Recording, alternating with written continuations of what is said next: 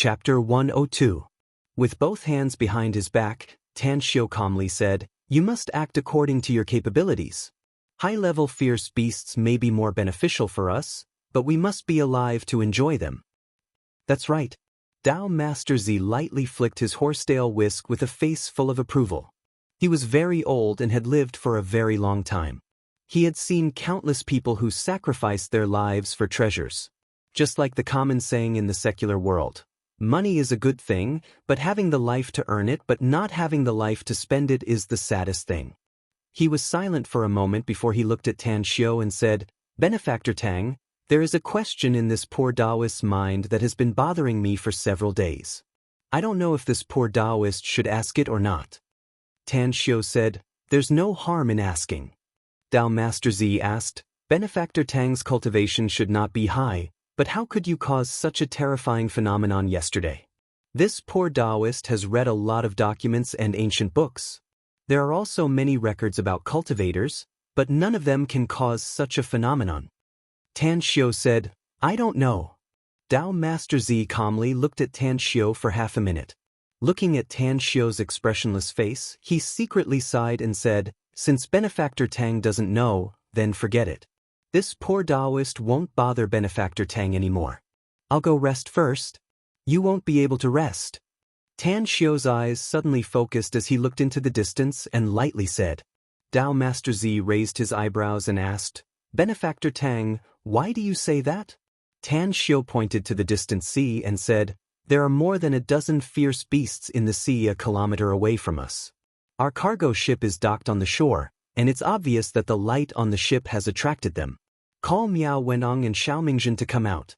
We need to lure those fierce beasts away."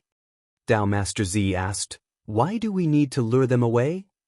"If you want our identity as cultivators to be spread like wildfire, then go ahead and fight those fierce beasts in this vicinity," said Tang Xiu lightly. "You can go all out and fight those fierce beasts here." "Those crew members?" When Dao Master Z heard this, he immediately sobered up. Tan Xiu turned his head and looked at Dao Master Z's back. Then he returned to the cabin and took out the things he had prepared. Afterwards, he jumped down from the bow and lightly touched the sea surface with his toes. In just 2 breaths, his feet had already landed on the coastline. His speed was very fast. After traveling 10,000 meters along the coastline, he immediately began to set up a formation. Before coming, after he finished drawing the talismans, he also prepared a lot of jade stones as the foundation of the array. In fact, even before he arrived, he had already thought of the formation he was going to set up. Defensive array, illusory array, killing array. The combination of the 3 powers was the simplest and easiest formation to set up, the illusory killing formation. Setting up this kind of array formation did not require the assistance of spiritual sense, nor did it require a cultivation realm. If it was when he stood at the peak of the immortal world, he wouldn't need anything at all. With a wave of his hand, he would be able to inscribe formation markings in space and set up a grand formation with monstrous might in the blink of an eye. 2 minutes later, the illusory killing formation was successfully arranged by Tan Xiu, and half of the jade stones and talismans he had brought with him had been used up. Whoosh! Tan Xiu's figure flickered. When he returned to the cargo ship, he saw Dao Master Z and the other 2 standing side by side on the coastline. Dao Master Z was holding a horsetail whisk with a solemn expression. Miao Wenong was holding a long sword, looking as steady as Mount Tai, and Xiaomingzhen was holding a long blade with a looming killing intent. "3 of you, what about those fierce beasts?" Tan Xiu patrolled the sea area, but he didn't find any trace of fierce beasts. Miao Wenong pointed at the sea in front of him and said, "They have sunk and haven't launched an attack for the time being. All the crew members have fallen asleep, so I've turned off the electric switch on the entire ship. They can only guess the position of the cargo ship, so they didn't attack in time." Tan Xiu said, "What kind of fierce beasts are those?" A trace of a wry smile appeared on Miao Wentong's face as he said, "White alligator. It's a pack of white alligators." "White alligator?" With a puzzled expression, Tan Xiu looked at Miao Wentong and asked, "Are these fierce beasts very powerful? Is their grade high?" He was in the immortal world, so he knew that fierce beasts were divided into grades. But he didn't know if the fierce beasts on Earth were divided into grades or not. Miao Wentong said, "Second-class fierce beasts. They're very powerful. If I encounter a second-class fierce beast, I might still have the strength to fight. But if I encounter 2 or 3 of them, I'm afraid I can only run away." Tan Xiu said, "Explain to me the classification of fierce beasts." "You don't know?" Miao Wenong asked in astonishment. Tan Xiu shook his head and said, "I don't know." Miao Wentong said, "Fierce beasts are divided into 3 grades. Fierce beasts that have just opened their spiritual wisdom and their strength and speed have increased sharply are first-class fierce beasts, also known as junior fierce beasts. Fierce beasts that have the spiritual wisdom of 7 to 8 years old children are second-class fierce beasts. A second-class fierce beast can easily kill dozens of first-class fierce beasts. Third-class fierce beasts with mature spiritual wisdom are absolutely terrifying existences. They are few in number, and their attack power is astonishing. Even if I and Brother Xiao join forces, I'm afraid we're not a match for a third-class fierce beast. I've never encountered a third-class fierce beast. I've only encountered a second-class fierce beast twice. At that time, my cultivation was not high, so I ran away twice." Dao Master Z shook his head and said, "There are also 4th-class fierce beasts. I've read the information about 4th-class fierce beasts in ancient books. In history, there were several records of 4th-class fierce beasts wreaking havoc in the world. 4th-class fierce beasts can also become demonic beasts. Not only do they have terrifying strength and speed, but they can also call the wind and summon the rain, as well as release magical arts." "Really?" Miao Wentong and Xiao Mingjun revealed a horrified expression. Dao Master Z said, "Indeed." Tan Xiu said, "I understand. Let's pay attention to our vigilance. Once those white alligators appear, we'll immediately lead them to the coastline 10,000 meters away from the left side. I've already arranged an array over there. When the time comes, it will be a lot easier to hunt and kill them." Alright. The trio was overjoyed. 10 minutes later, Tan Xiu's group of 4's complexion changed.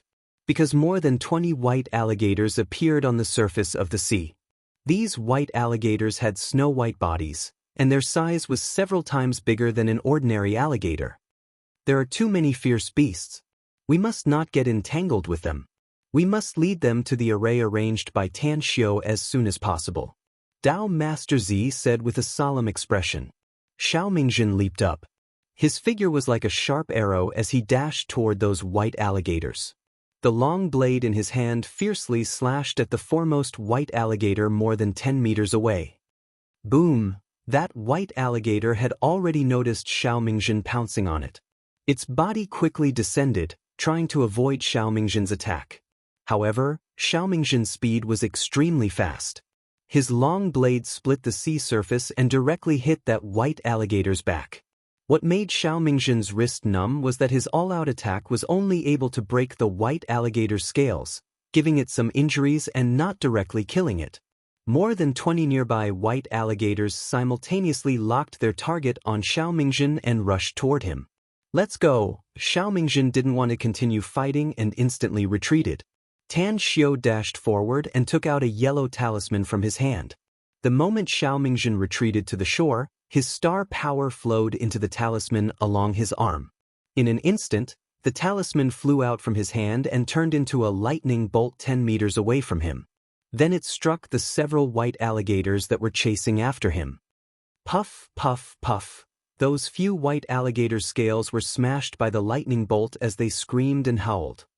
At the same time, several lightning bolts struck the sea surface. Because of the conduction of electricity in the water, the surrounding white alligators suddenly felt numb and their speed slowed down for a moment. Lightning talisman? Xiao Mingjun and the other two's complexion changed as they looked at Tan Xiu with fiery eyes. Although they were cultivators, they didn't know how to engrave talismans, let alone make the legendary lightning talisman. Don't just stand there. Those white alligators have been provoked. Lead them to the array I've arranged.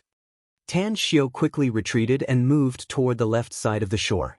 Nearly 10 minutes later, The four of them spent a lot of effort to lead the 24 white alligators to the illusion-killing array 10 kilometers away.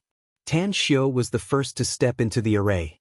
He shouted with a sinking tone, "The three of you follow behind me. Pay attention to my footprints and step on them." Understood. Although the three of them didn't know the might of the array arranged by Tan Xiu, they didn't dare to be careless. They followed Tan Xiu's instructions and entered the illusion-killing array. The 24 white alligators quickly crawled out of the sea. Their speed was extremely fast, several times faster than an ordinary person's full speed. In just a few breaths, they had already rushed into the array. Inside the illusion-killing array, Tan Xiu quickly told the three of them the most basic route of the array. Then he flashed and hid in the core position. Although his strength had doubled, he was still not the opponent of these second-class fierce beasts. If he didn't use the lightning talisman, even if he could kill a white alligator, he would probably lose his life. In the array's core, Tan Xiu quietly stood there, looking at the white alligators that broke into the illusion-killing array. They were like headless flies scurrying in all directions. From his position, he could clearly see everything inside the illusion-killing array, but the others and the white alligators couldn't see him. Xiao Mingjin and Miao Wentong's fighting prowess was astonishing. Although Tan Xiu thought their moves were crude and they didn't know any fighting techniques, the two of them relied on their high cultivation and extremely powerful strength to join hands and continuously fight against the white alligators. Since the two of them knew the characteristics of the illusionary killing array's killing move, they completely followed Tan Xiu's instructions and didn't get attacked by the killing move of the illusionary killing array. But the white alligators didn't have such good luck. Inside the illusion killing array, a sword shadow appeared out of thin air. Each sword shadow swept by and added a wound to the white alligator. Dao Master Z constantly waved the horsetail whisk in his hand. Every time the horsetail whisk hit the white alligator, a dull ping-ping sound would be heard. It could be determined that each of Dao Master Z's horsetail whisk's attack was extremely lethal.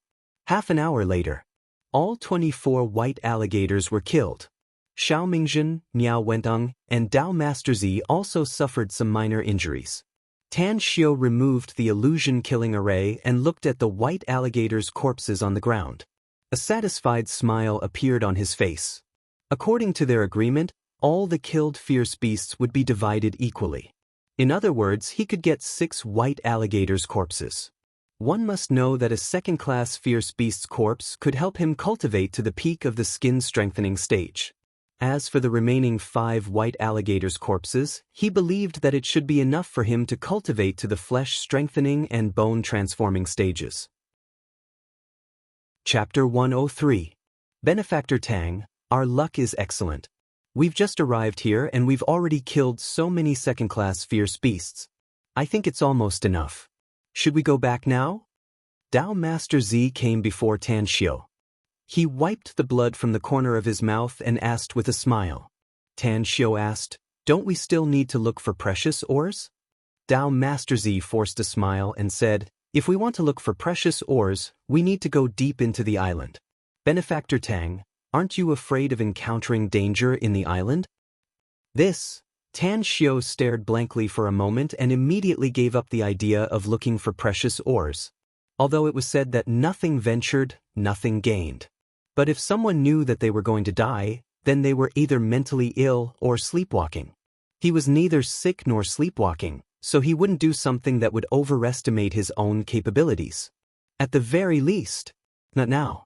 Tan Xiu was silent for a moment and then seriously said, "Such being the case, let's go back. We'll move the carcasses of these 24 white crocodiles back to the cargo ship first." Although Miao Wentong was injured, he was still immersed in excitement at the moment. Upon hearing Tan Xiu and Dao Master Z's words, he quickly said, "Are we going back like this?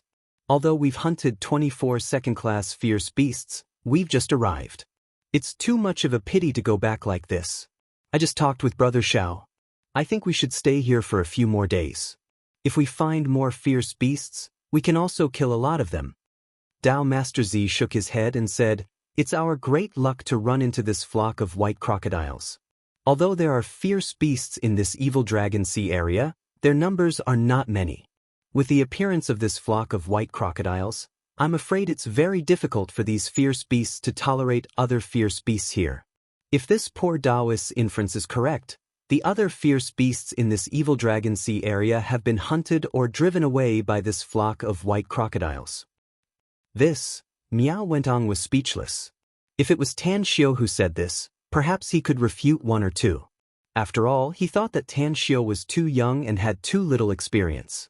But Dao Master Z was much older than him and had experienced too many things in his life. Whether it was experience or character, he respected him. Xiao Mingjin said with a smile, "Since Dao Master Z said so, then let's go back. Each of us can get 6 of the 24 level 2 vicious beast corpses. It's time to be satisfied." Miao Wentong said with some unwillingness, "But we haven't gotten any precious ores yet. Didn't Dao Master Z say that there are precious ores on the nearby islands?" Dao Master Z said, "Indeed. However, Almsgiver Tang predicted that there were ferocious creatures on these 3 islands. Therefore, it's better to believe that it's true than not. Don't be a greedy person who's never satisfied. Go back." Miao Wentong did not want to be looked down upon and seen as a greedy person, so he said decisively. However, in his heart, he did not think much of it. Humans die for wealth, birds die for food. Seeking wealth amidst danger has always been a coexistence of danger and opportunity. 2 hours later, the corpses of the 24 white crocodiles were all sent back to the cargo ship by the 4 of them. After seeing the corpses of the white crocodiles, the sailors were shocked. However, Miao Wenong had ordered them to keep quiet and also promised them some benefits, so they acted as if they had seen nothing. After returning to Jingmen Island, Tan Xiu entrusted Miao Wenong to send the assigned white crocodiles' corpses to Star City's South Gate town. Then, he went alone to Jingmen Island's medicinal herbs market. On the way back to Jingmen Island from the South China Sea, he inquired about the situation of Jingmen Island's medicinal herbs market from Miao Wentong and the others, and the result made him very surprised. Nowadays, the famous mountains and rivers in the country had been seriously developed, and many precious herbs had been extinct. But Jingmen Island was different. Jingmen Island was located in the South China Sea, and there were many islands nearby. Many of the islands had not been visited for thousands of years. Once a large number of herbs were picked, they would be sent to Jingmen Island's medicinal herbs market. Therefore, the scale of Jingmen Island's medicinal herbs market was comparable to the imperial capital's medicinal herbs market and the demon capital's medicinal herbs market. Occasionally, there would be extremely precious herbs that would attract countless medicinal herbs merchants and big buyers. Neat and clean. This was Tan Xiu's first impression of Jingmen Island's medicinal herbs market. On both sides of the wide street, there were stalls, and behind each stall, there was a stall owner greeting the customers. Tan Xiu found that the entire medicinal herbs market was divided into 4 areas, A, B, C, and D. Area A and Area B belonged to the stall area. These 2 areas had 4 streets, and there were thousands of medicinal herb stalls. Area C and Area D belonged to the store area. They also had 4 streets, and the number of stores was exactly 500. Tan Xiu still had 90 million yuan in his account. It seemed to be a huge amount, but if he wanted to buy a large number of precious herbs, it was pitifully small. A 1,000-year-old wild ginseng was already so expensive that it could make one's hair stand on end. Perhaps, the price of other precious medicinal herbs would not be much different. Therefore, Tan Xiu strolled around the stall area. Last time in Star City's medicinal herbs market, he had found an incomparably precious medicinal herb, blood spiral snail. This time, he wanted to buy a large number of medicinal herbs. On one hand, he needed to collect the medicinal herbs needed to concoct the golden bell liquid. On the other hand, he also needed to buy the medicinal herbs needed to concoct the spirit congealing pill. Whether it was the golden bell liquid or the spirit congealing pill, Tan Xiu knew that it would be very difficult to collect all the medicinal herbs. But he could exchange them for other medicinal herbs with the same efficacy. "Little brother, are you here to buy medicinal herbs?" A bearded middle-aged man pushed a cart and stopped after seeing Tan Xiu and asked. "Yes," Tan Xiu said. The bearded middle-aged man said with a smile, "Little brother, Do you want to buy a lot of medicinal herbs? If so, how about renting me as a porter? The rent is absolutely cheap. Porter? Tan Xiao asked, the confusion in his heart.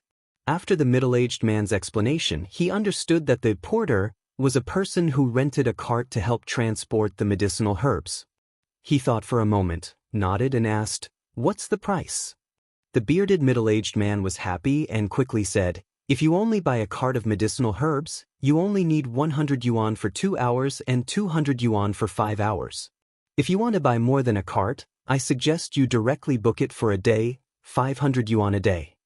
Tan Xiao pondered for a moment and asked, "Are you familiar with this medicinal herbs market?" The bearded middle-aged man grinned and said, "Yes, I'm very familiar with it.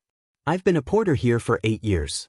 Which stalls medicinal herbs are good, which stalls medicinal herbs are bad, which stores medicinal herbs, and which stores medicinal herbs are genuine, I know them all.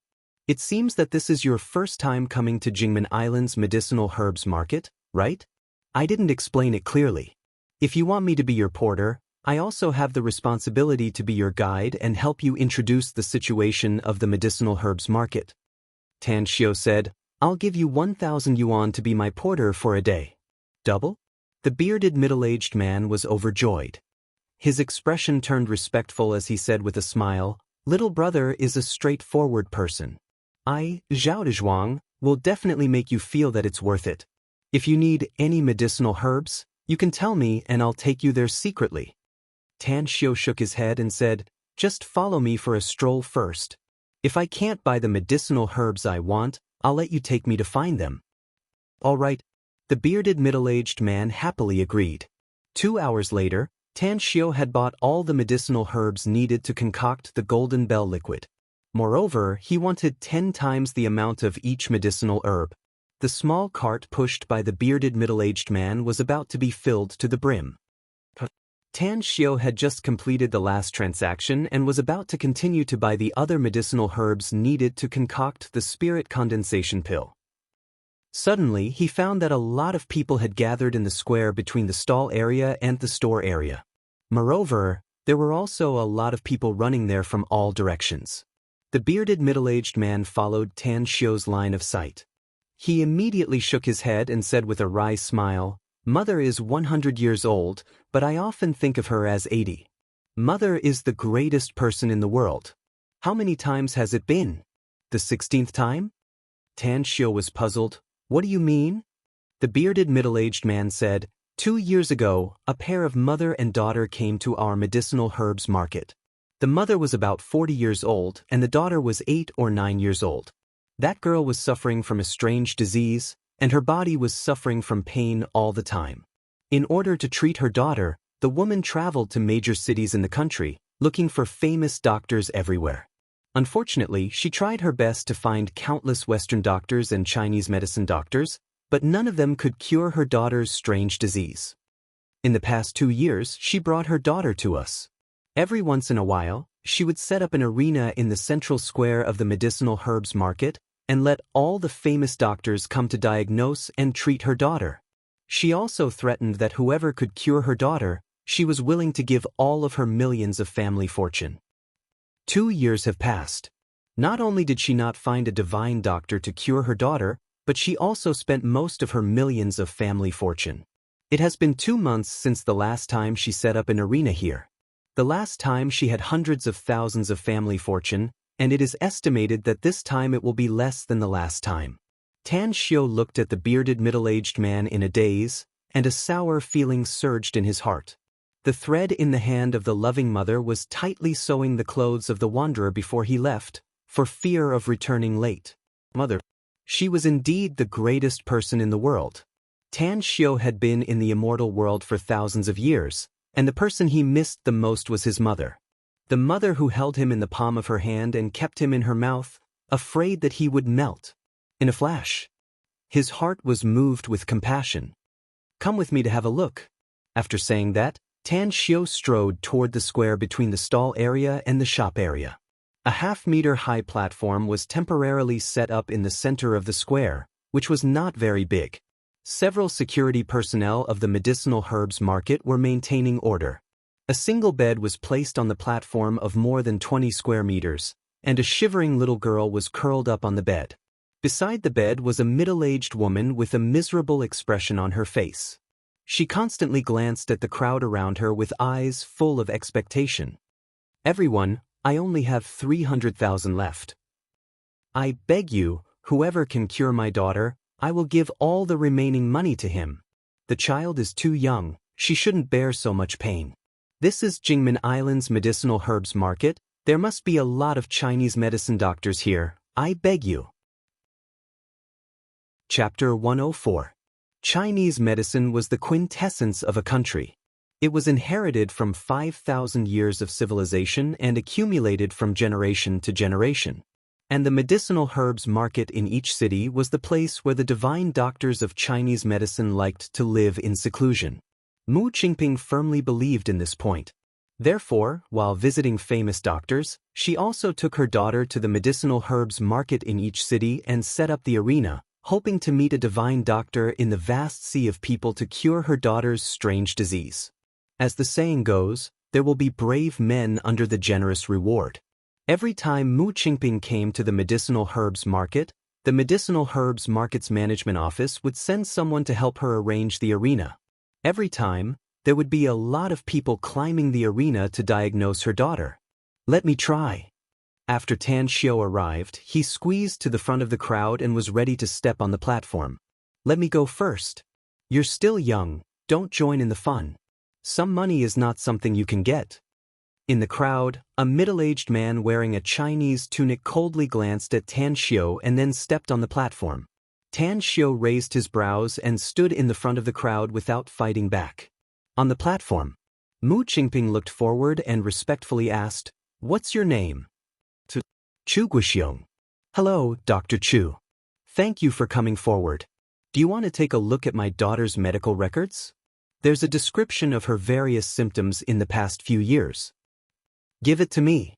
Chu Guixiong nodded and took the thick examination report. He carefully looked at it for a few minutes as his brows wrinkled into a Chuan character. He sat down in front of the single bed and grabbed the girl's wrist. Chinese medicine consultation. Look, listen, question, and feel the pulse. Chu Guixiong pressed the girl's pulse for more than a minute. He shook his head with a wry smile and sighed, "Strange, it's really strange. I've been a doctor for decades and I've seen countless cases, but I've never encountered such a strange situation. Her body is too cold and her meridians are in disorder, slightly different from ordinary people's meridians. The most important thing is her meridians. Just now, when I checked her pulse, I touched the handwooly acupoint on her arm with my other hand. This is a big acupoint surrounded by several meridians. But when I touched it, she obviously felt a strong pain. This shows that the problem lies in her meridians and meridians." Saying that, he spread his hands and smiled bitterly again. "I don't know where to start. I can't treat him." Sigh. Mu Qingping deeply sighed. The bitter feeling in her heart was getting stronger.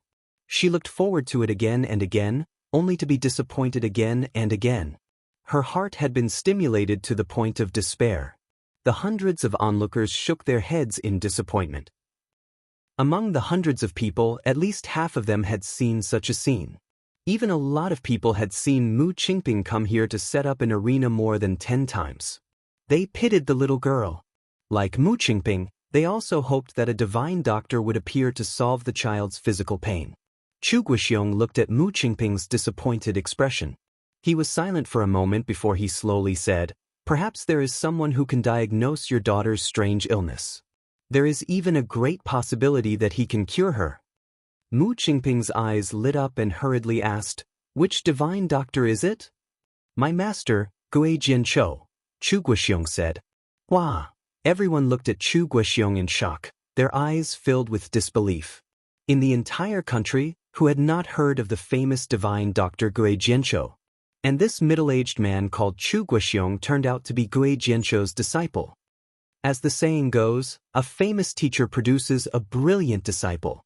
Even if this Chu Guixiong has no way to cure the little girl, but his medical skills must be very good.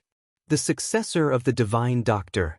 Today is really a blessing of 3 lifetimes to be able to see the successor of the Divine Doctor. The Divine Doctor Gui Jianzhou hasn't appeared for nearly 20 years. Where is he now? The disciple of the Divine Doctor can't cure the little girl. I'm afraid there's no hope. We met a great god. Mu Qingping had heard the name of the Divine Doctor Gui Jianzhou countless times. But this time, a strong hope rose in her heart as she asked with expectation, Dr. Chu, your master, where is he? Chu Guixiong forced a smile and said, Actually, I don't know where my master is now. His whereabouts are erratic, and I haven't seen him for a full 4 years. However, my master will look for me once every 5 years. When I see my master again, I will naturally tell him about your situation. At that time, if he is willing to help, I will contact you.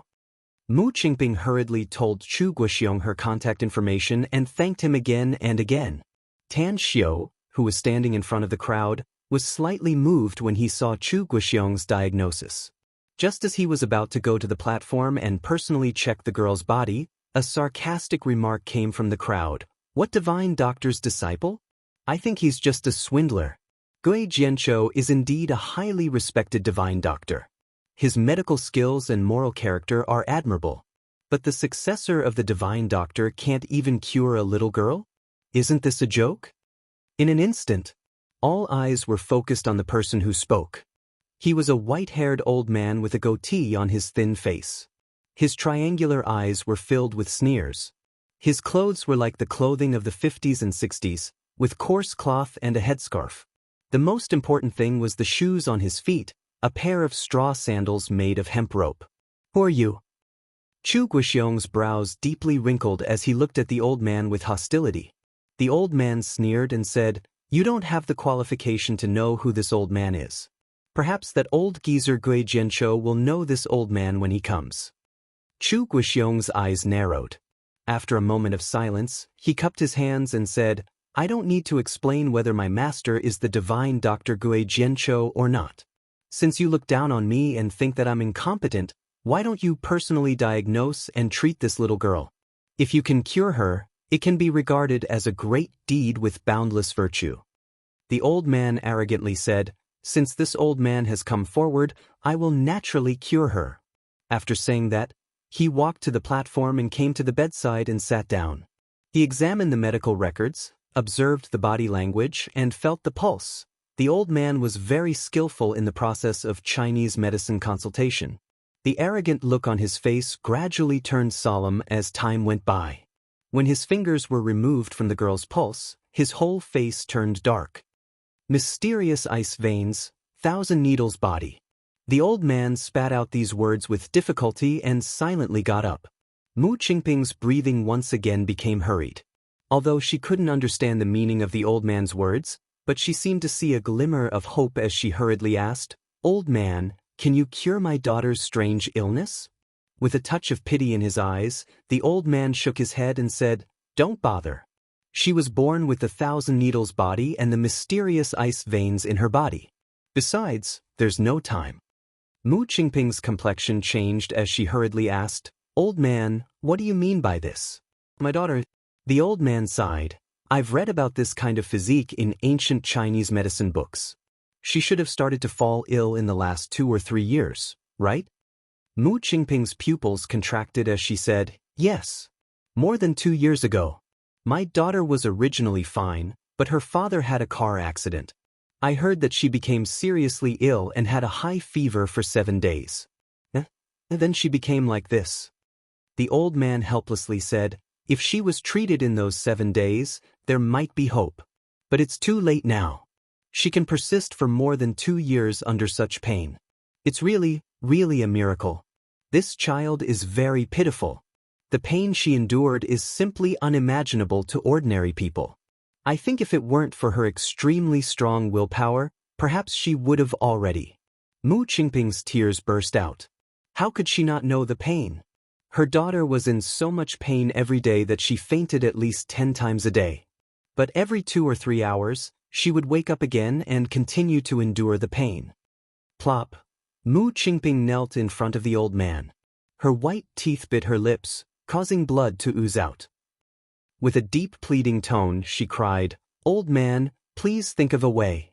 As long as I can save my daughter, I'll do anything you want. As long as my daughter can be healthy, I'll give my life to you." The old man shook his head and said, "This old man can do it. Let alone me, even if Hua Tua or Bien Ke were to be reborn, it would still be difficult to cure her. As for Gui Jianchou, that old man is even worse. Listen to my advice. Instead of letting her be immersed in pain every day, it's better to let her, alas." "Impossible!" Mu Qingping screamed. She suddenly crawled up from the ground. Her eyes were like a hungry wolf as she stared at the old man and shouted, "Absolutely impossible. My daughter can be cured. She can be cured.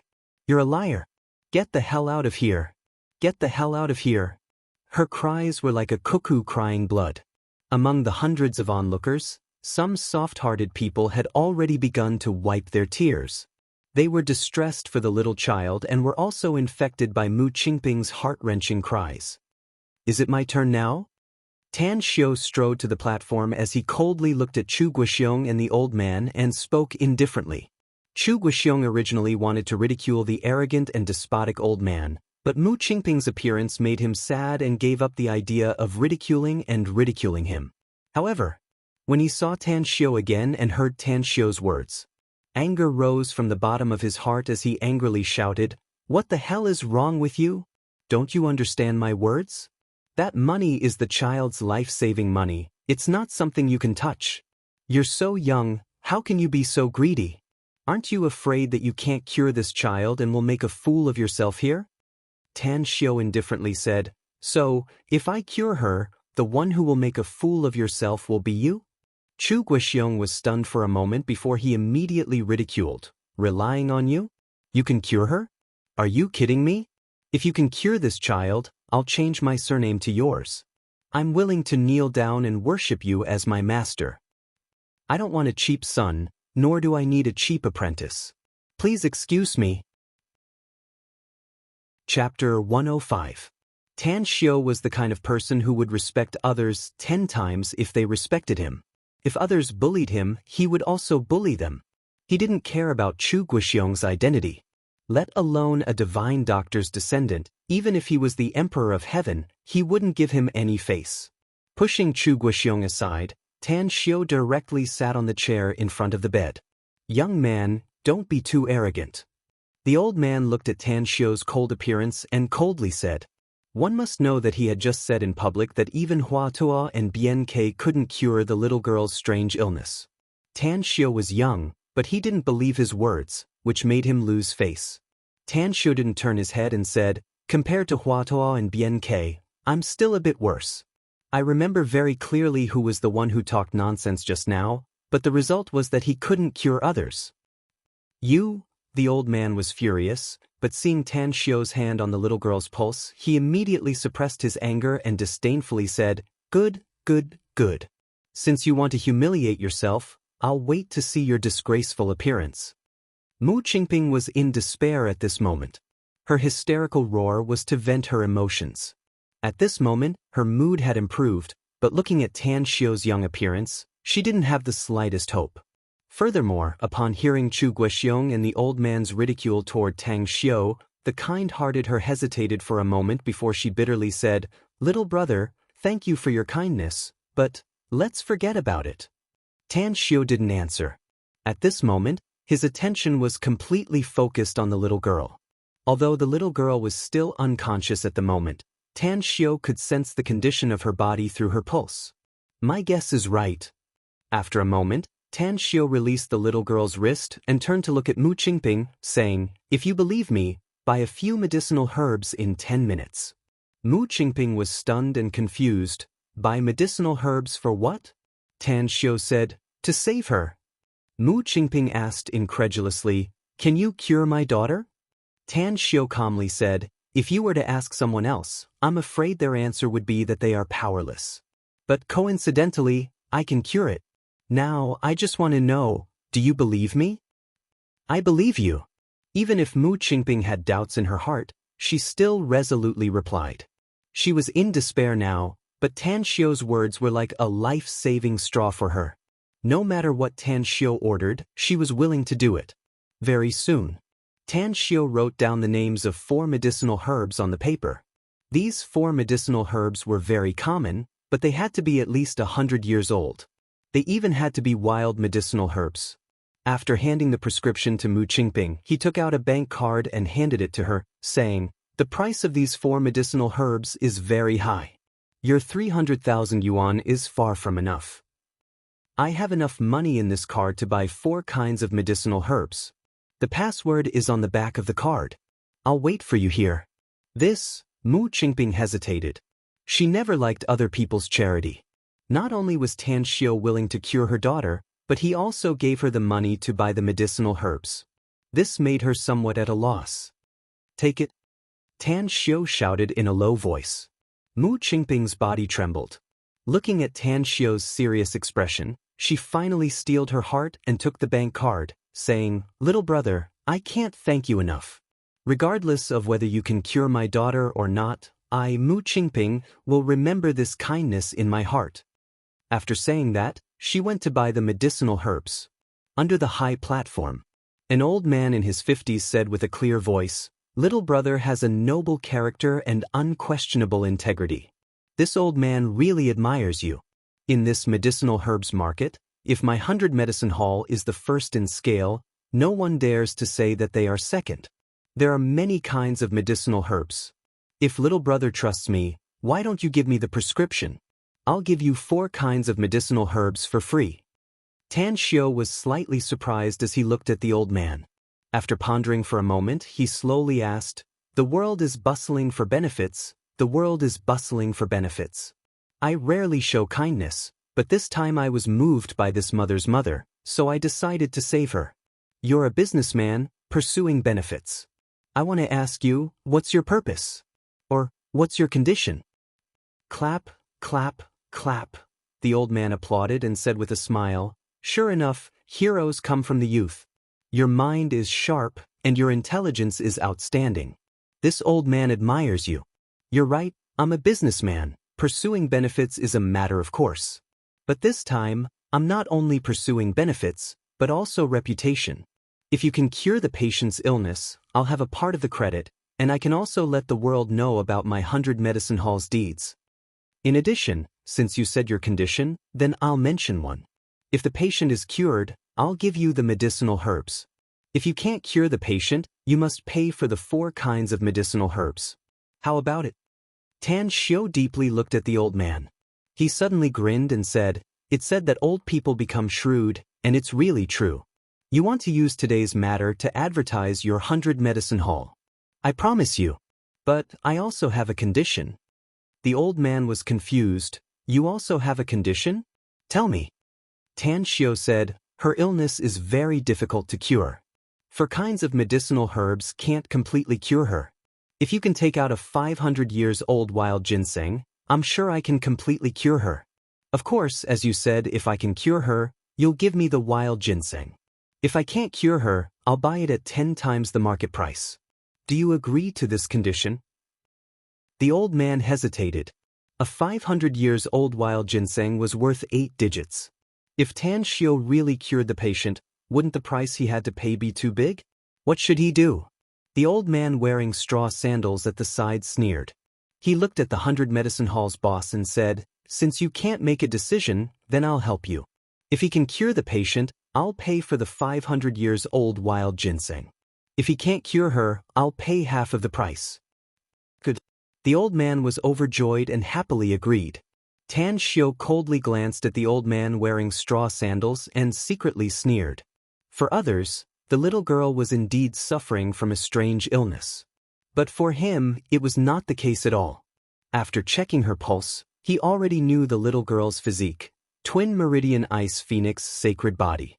If a child with such a physique appeared in the immortal world, the supremes of the immortal world would definitely scramble to accept her as their disciple. There was a legend in the immortal world that hundreds of thousands of years ago, a woman with twin meridian ice phoenix sacred body appeared.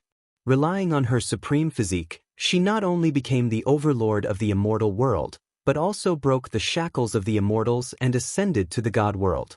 Therefore, The little girl was not suffering from a strange illness. If he wanted to cure her, he only needed to teach her a suitable cultivation technique and help her embark on the path of cultivation. All the root causes could be easily solved. The reason why he gave her these 4 kinds of medicinal herbs was for 2 purposes. First, he could not expose the matter of immortal cultivation in order to deceive people. Second, the 4 kinds of medicinal herbs were used to improve and strengthen the little girl's physique. As for the 500 years old wild ginseng, it was completely Tan Xiu's intention to loot a burning house. He needed a ginseng that was old enough for his cultivation. Such a good opportunity, if he didn't use it, it would be a waste. 10 minutes later, the 100 Medicine Hall's staff sent the 5 kinds of medicinal herbs and even sent the pot for decocting the medicine. Can you decoct medicine? Tan Xiu looked at Mu Qingping and asked. Mu Qingping nodded and said, yes, I have decocted Chinese medicine for my daughter many times in the past 2 years. Tan Xiu said, saving a person is like fighting a fire, so decocting the medicine here. Go get 3 bowls of water and then put the 4 kinds of medicinal herbs in the medicine pot in the order I said, except for the ginseng. Alright. Mu Qingping quickly complied. The crowd of onlookers was getting more and more, and the number would soon exceed 500. They had been paying attention to the development of this matter. Seeing that Tan Xiu wanted Mu Qingping to decoct the medicine, they suddenly discussed in private. Are you serious? What kind of sacred being is this young man? He actually dared to let the girl's mother decoct medicine in public. Doesn't he know that once the Chinese medicine he prescribed has no effect, his true colors will be revealed and he will be reviled by everyone? He really doesn't know life from death. Even the personal disciple of the divine Dr. Gui Jianzhou and the mysterious old man couldn't cure this strange disease. Can this young man cure it? The older the Chinese medicine practitioner, the more powerful he is. He hasn't even grown his hair yet. Is he deliberately trying to impress the crowd? This young man is somewhat reckless. If his treatment fails, he will have to pay a huge sum of money. I don't know the price of the 4 kinds of medicinal herbs, but I clearly know that the price of the 500 years old wild ginseng is 15 million yuan in the 100 Medicine Hall. 10 times the compensation, that's a total of 150 million yuan. The greater the hope, the greater the disappointment.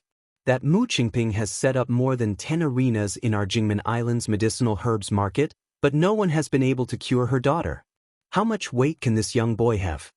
He's just putting on an act. Let's wait for a good show. Tan Xiu didn't care about the comments of the crowd. Judging people by their appearance was human nature. Now that those people looked down on him, he would let them know how wrong they were. Time flew by. The 4 kinds of medicinal herbs were put into the medicine pot in order. Soon, there was only half a bowl of water left. Tan Xiu calculated the time.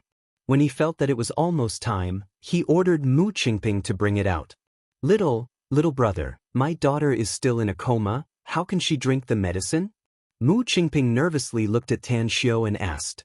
The surrounding people, including Chu Guoxiong and the old man wearing straw sandals, all showed a gloating expression. The patient was in a coma, there was no way for her to drink the medicine. They wanted to see what Tan Xiu would do. Easy. Tan Xiu sat at the head of the bed and reached out to hold the little girl in his arms. His fingers gently poked a few acupoints on the little girl's body and gently pinched her Rinzhong acupoint. Under the watchful eyes of the crowd, the little girl's eyelashes trembled a few times before she opened her eyes. Even her knitted brows, even though she was in a coma, slowly relaxed. Chapter 106. The silent crowd, as if a stone was thrown into the calm water, suddenly boiled up. Everyone looked at the little girl who just woke up with an incredulous expression. She woke up. Mu Qingping's pupils contracted, her eyes burst with a look of ecstasy. She had visited famous doctors all over the years, but every time her daughter was in a coma, even those powerful Chinese medicine doctors could not wake her up. This was the first time someone could wake her daughter up when she was in a coma. At this moment, Mu Qingping seemed to see hope, the hope of her daughter's recovery. Behind the crowd, a beautiful figure appeared. Ouyang Lulu was wearing leather boots, a trench coat, and a pair of pink sunglasses. Her curious eyes swept over Tan Xiao on the high platform. "Hello, can I ask what happened?" Ouyang Lulu gently touched the young man beside her whose face was filled with amazement and asked in a low voice. The young man frowned and an impatient look appeared on his face. But when he turned his head and saw Ouyang Lulu, his expression stagnated. His expression changed faster than turning a page of a book. The impatient look on his face instantly disappeared and was replaced by a somewhat flattered look. Then he explained the cause and effect of the matter to Ouyang Lulu in an orderly manner. Until the end, he still felt like he hadn't fully expressed himself. Treatment. Ouyang Lulu incredulously looked at Tan Xiao. She knew that Tan Xiao was a cultivator and Tan Xiao was very good at gambling, but she never dreamed that Tan Xiao was also a Chinese medicine doctor. Suddenly, she had an illusion that the longer she knew Tan Xiao, the more she felt that Tan Xiao was unfathomable. Even she herself did not know why she suddenly had a trust in Tan Xiao. Although the Chinese medicine Tan Xiao prescribed had not been taken by the patient, she still did not know whether it could be cured or not. However, the appearance of that trust was absurd. On the high platform, Chu Guoxiong looked at Tan Xiao in shock. He had examined the little girl's body before, so he was very clear about her condition. Even if he was skilled in medicine, he wasn't confident that he could wake her up. However, Tan Xiao did it in front of him. This made him secretly mutter in his heart, "Will the traditional Chinese medicine this guy prescribed really work? If it worked, then he would have lost all his face today." The old man wearing straw sandals also looked at Tan Xiao with an astonished expression. Although he was confident that he could wake up the unconscious little girl, he would need to spend some effort to do it. It was impossible for him to do it as easily as Tan Xiao did. "This kid does have some ability," the old man praised in his heart, but on the surface he said calmly, "Little guy, I really don't believe that the traditional Chinese medicine you prescribed can cure the patient." Tan Xiao said, "Whether you believe it or not is your business, but whether I can do it or not is my business. Although you're old, I'll let you know today that you've been living like a dog all these years." After saying that, Tan Xiao took the half bowl of traditional Chinese medicine and gently blew it.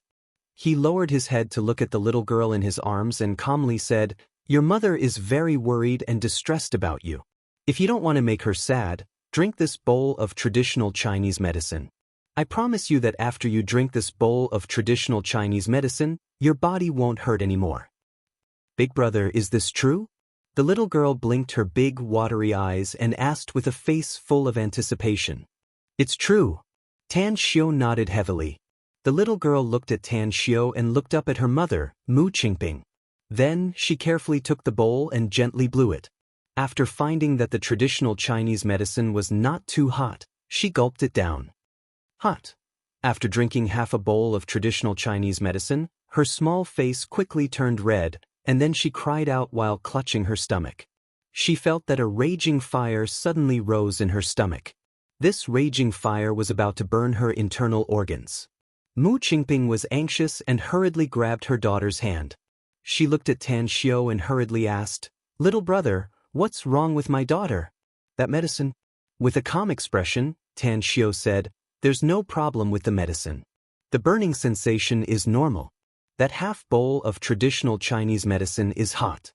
You can't feel it when you drink it, but when you drink it into your stomach, you'll feel a raging fire burning inside your body.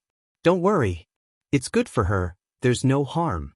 I can guarantee that in a few minutes, she won't feel the pain anymore." Mu Qingping was a bit relieved. In order to encourage her daughter, she followed Tan Xiao's words and said, "Baby, bear it. This divine doctor said that you'll be cured soon. You won't have to endure the pain every day. By the way, don't you want to go back to school? Don't you want to read and study like a normal person? When your illness is completely cured, I'll send you back to school." Big drops of tears gushed out from the little girl's eyes. Although she was suffering from severe pain every day, the burning pain in her stomach still made her want to die immediately. However, she was struggling to hold on, because she knew that she couldn't die. Her father had died, and if she died, her mother would live alone in this world. If that happened, she would be very pitiful. Persist. The little girl cheered herself up in her heart. 2 minutes later, The little girl's face was covered with sweat, and her shiny black hair was emitting white smoke. Her scrawny body trembled even more violently. Tan Xiu looked at the little girl's almost ferocious face and secretly admired her. He knew the pain after taking traditional Chinese medicine. When he was in the immortal world, he was also forced to take this kind of traditional Chinese medicine by his elders. However, the medicinal herbs used were older, and the efficacy was more overbearing. It's almost time. Tan Xiu gently picked up the little girl, let her feet step on the bed, and then grabbed her shoulders with both of his hands. He began to use a strange technique, constantly kneading her shoulders, arms, chest, back, waist, buttocks, legs, and feet. Every time he kneaded, the little girl screamed. Tan Xiu's hands were getting faster and faster. When he kneaded every joint and every meridian in the little girl's body, a smile appeared on his face, and he gently loosened his hands. Ah! The little girl stood alone, and a surprised look appeared in her eyes. As the last wave of pain subsided, she was surprised to find that every part of her body was no longer in pain. On the contrary, she felt an indescribable comfort all over her body. She hadn't felt this kind of feeling for more than 2 years. Mu Qingping looked at her daughter standing on the bed and asked with a face full of expectation, "Baby, how do you feel now? Does your body still hurt badly?" The little girl gratefully looked at Tan Xiu, and then jumped up and threw herself into Mu Qingping's arms. Tears flowed out again as she sobbed, "Mom, it doesn't hurt anymore. And it's very comfortable, really comfortable." Mu Qingping's expression froze. She was tongue-tied as she listened to her daughter's words, as if she was dreaming. It doesn't hurt anymore? Her daughter hadn't said this sentence for more than 2 years. Chu Guoxiong took a step forward. His eyes stared at the little girl and said, "Child, you said you don't hurt anymore? Don't tell me you deliberately said that to reassure your mother?" The little girl turned to look at Chu Guoxiong and said, "Uncle, my body really doesn't hurt anymore. My mother taught me since childhood that liars are not good children." Chu Guoxiong looked at Tan Xiu in disbelief.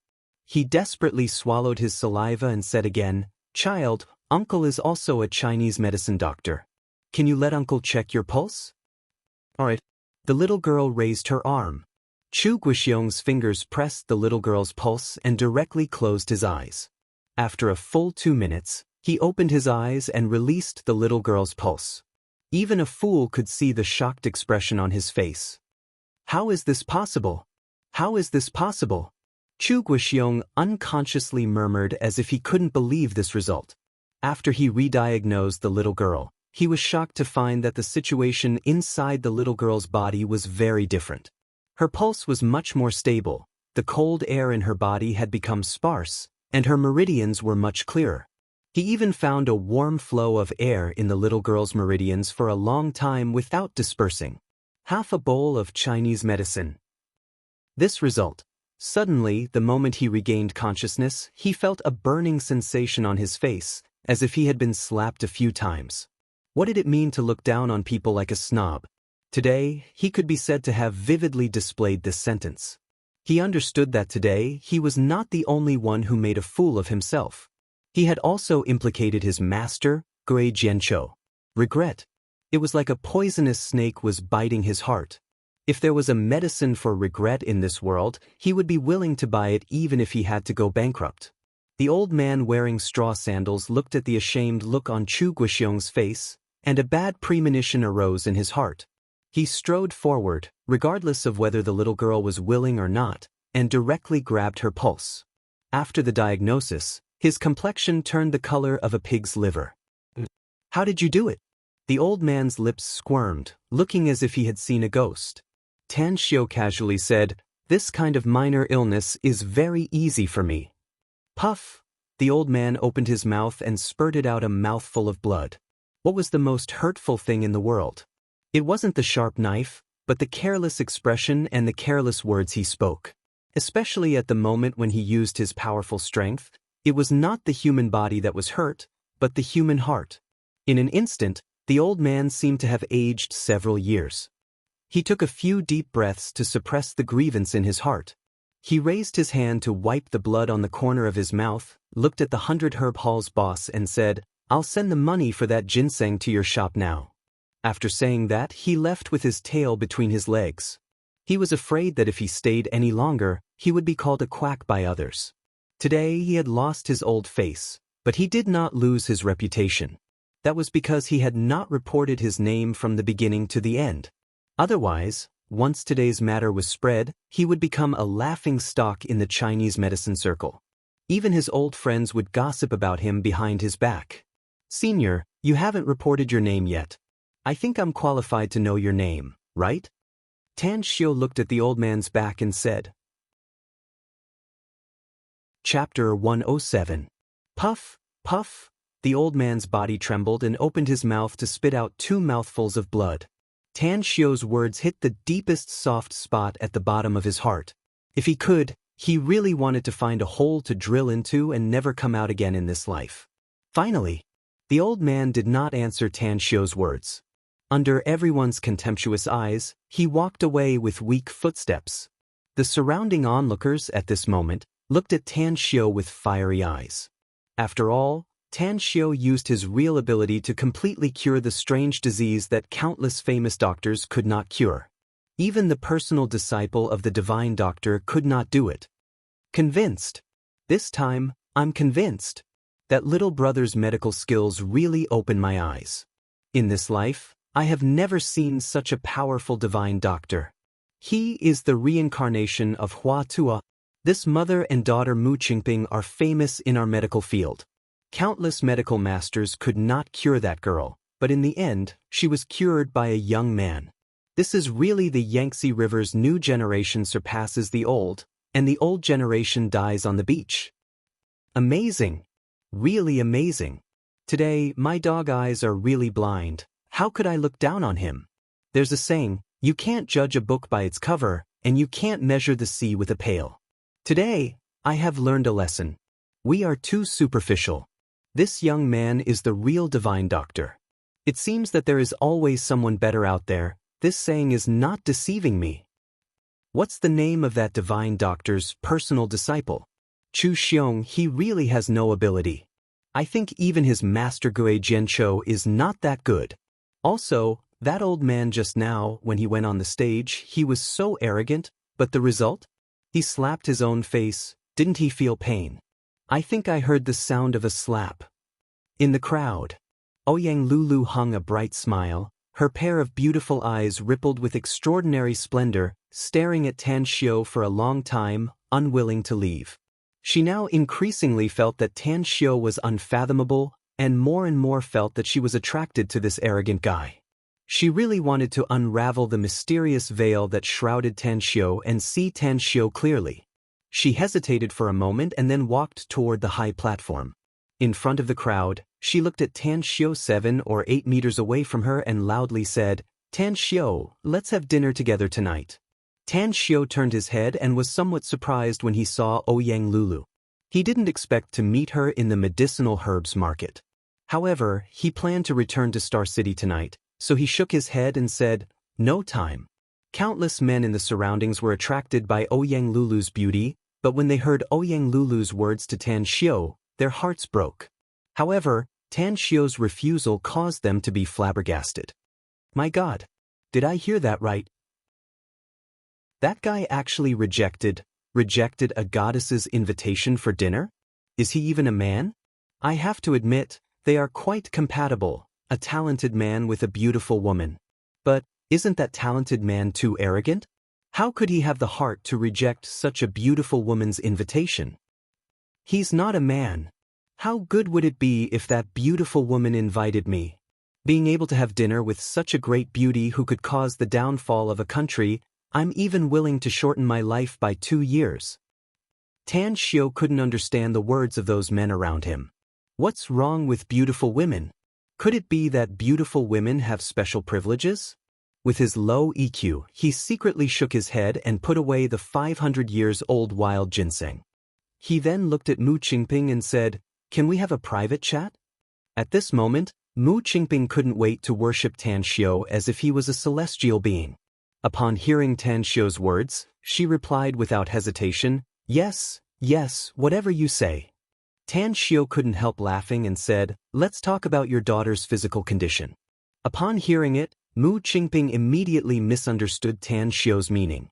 She became nervous and hurriedly asked, Young divine doctor, my daughter's illness has not been completely cured, right?" Tan Xiao shook his head and said, "If you don't have any other arrangement, then come with me. I promise, with me here, your daughter will absolutely be fine." Alright. Mu Qingping gently put her daughter on the ground, took her hand and followed Tan Xiao down the high platform. For the past 2 or 3 years, she had never been so happy like now, even if it was only because she could hold her daughter's hand and walk. Under the high platform, Ouyang Lulu's heart was filled with helplessness. She secretly regretted being too impulsive. She knew his character, but why did she still invite him in public? However, even if she was rejected, she was still not discouraged. Even if Tan Xiao was a fortress, she still had the confidence to conquer it. Of course, it was just to have a meal together and form a friendship. As the crowd dispersed, Ouyang Lulu persevered and followed behind Tang Xiao. With a strange expression, her eyes constantly swept over the cart pushed by the bearded man. "Little brother, you're not buying medicinal herbs anymore?" The bearded middle-aged man found that Tan Xiao was walking toward the entrance of the medicinal herbs market, so he asked while pushing the cart. Tang Xiao's pace came to a halt. He pondered for a moment and then said, "Sell this cart to me. I'll pay you for today's expenses." The bearded middle-aged man stared blankly for a moment before he forced a smile and said, "Little brother, you just hired me for half a day, no problem." Tan Xiao waved his hand and said. The bearded man thought for a moment and said, "Give me 2,000 yuan and this cart is yours." "All right." Tan Xiao took out his wallet and paid 2,000 yuan in cash to the bearded middle-aged man. He then looked at Ouyang Lulu and said, "If you must follow me, help me push the cart. Also, you seem to be a local tyrant in Jingmen Island. Send someone to drive a car and arrange our accommodation for tonight." "What?" Ouyang Lulu raised her arm with a silly expression. Her white finger pointed at her nose and exclaimed, "You want me to push the cart? I'm a dignified." Tan Xiao impatiently said, "Cut the crap and push the cart. Otherwise, go back to where you came from. I don't need a waist." "You're the waste." Ouyang Lulu was furious. But looking at Tan Xiao's impatient expression, her voice was getting softer and softer.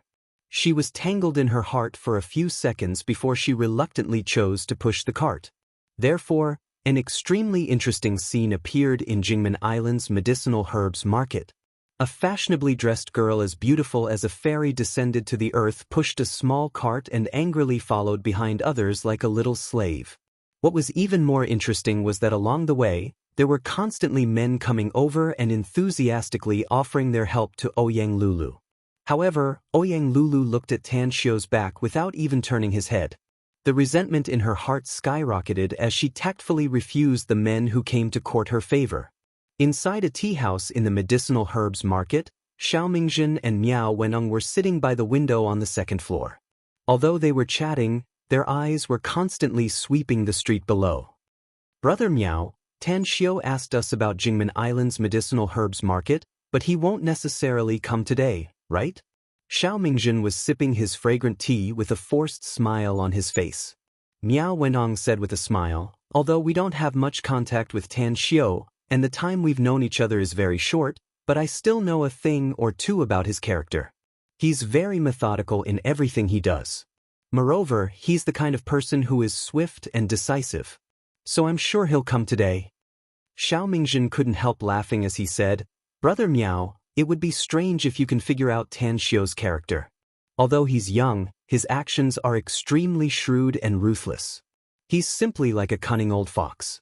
I've traveled all over the country and seen countless outstanding people.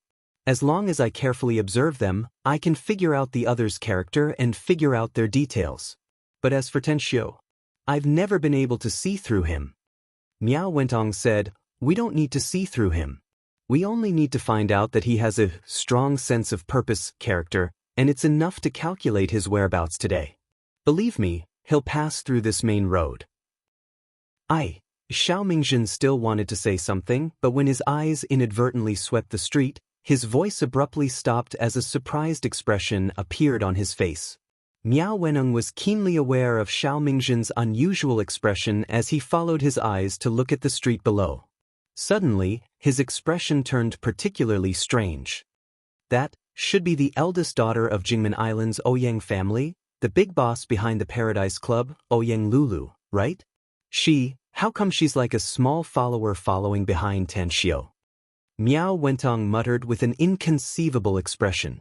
Xiao Mingzhen's eyes were very bright as he quietly gave a thumbs up and praised, "He's really worthy to be a character that I can't see through. Amazing, really amazing. To be able to make the eldest daughter of Ouyang family be his follower and laborer, I'm afraid he's the only one in this world, right? It's said that beauties love heroes." I used to sneer at this sentence and didn't care about it. But today, I finally understand it. Miao Wentong's mouth twitched a few times as he said with a smile, "I only knew that Tan Xiu is very good at gambling and array formations. But I didn't expect that he also has such high attainments in the field of controlling women. There's only one person in this world who can tame that wild cat of Ouyang family so obediently. If this old Miao was 20 years younger, I'd definitely send myself to him to learn from him." At the next table, a woman who was eating snacks and tasting fragrant tea couldn't help but burst into laughter. She slowly stood up and slowly came to the window. A pondering expression appeared on her beautiful face as she looked at Tan Xiu's group of 4 on the street. "You are?"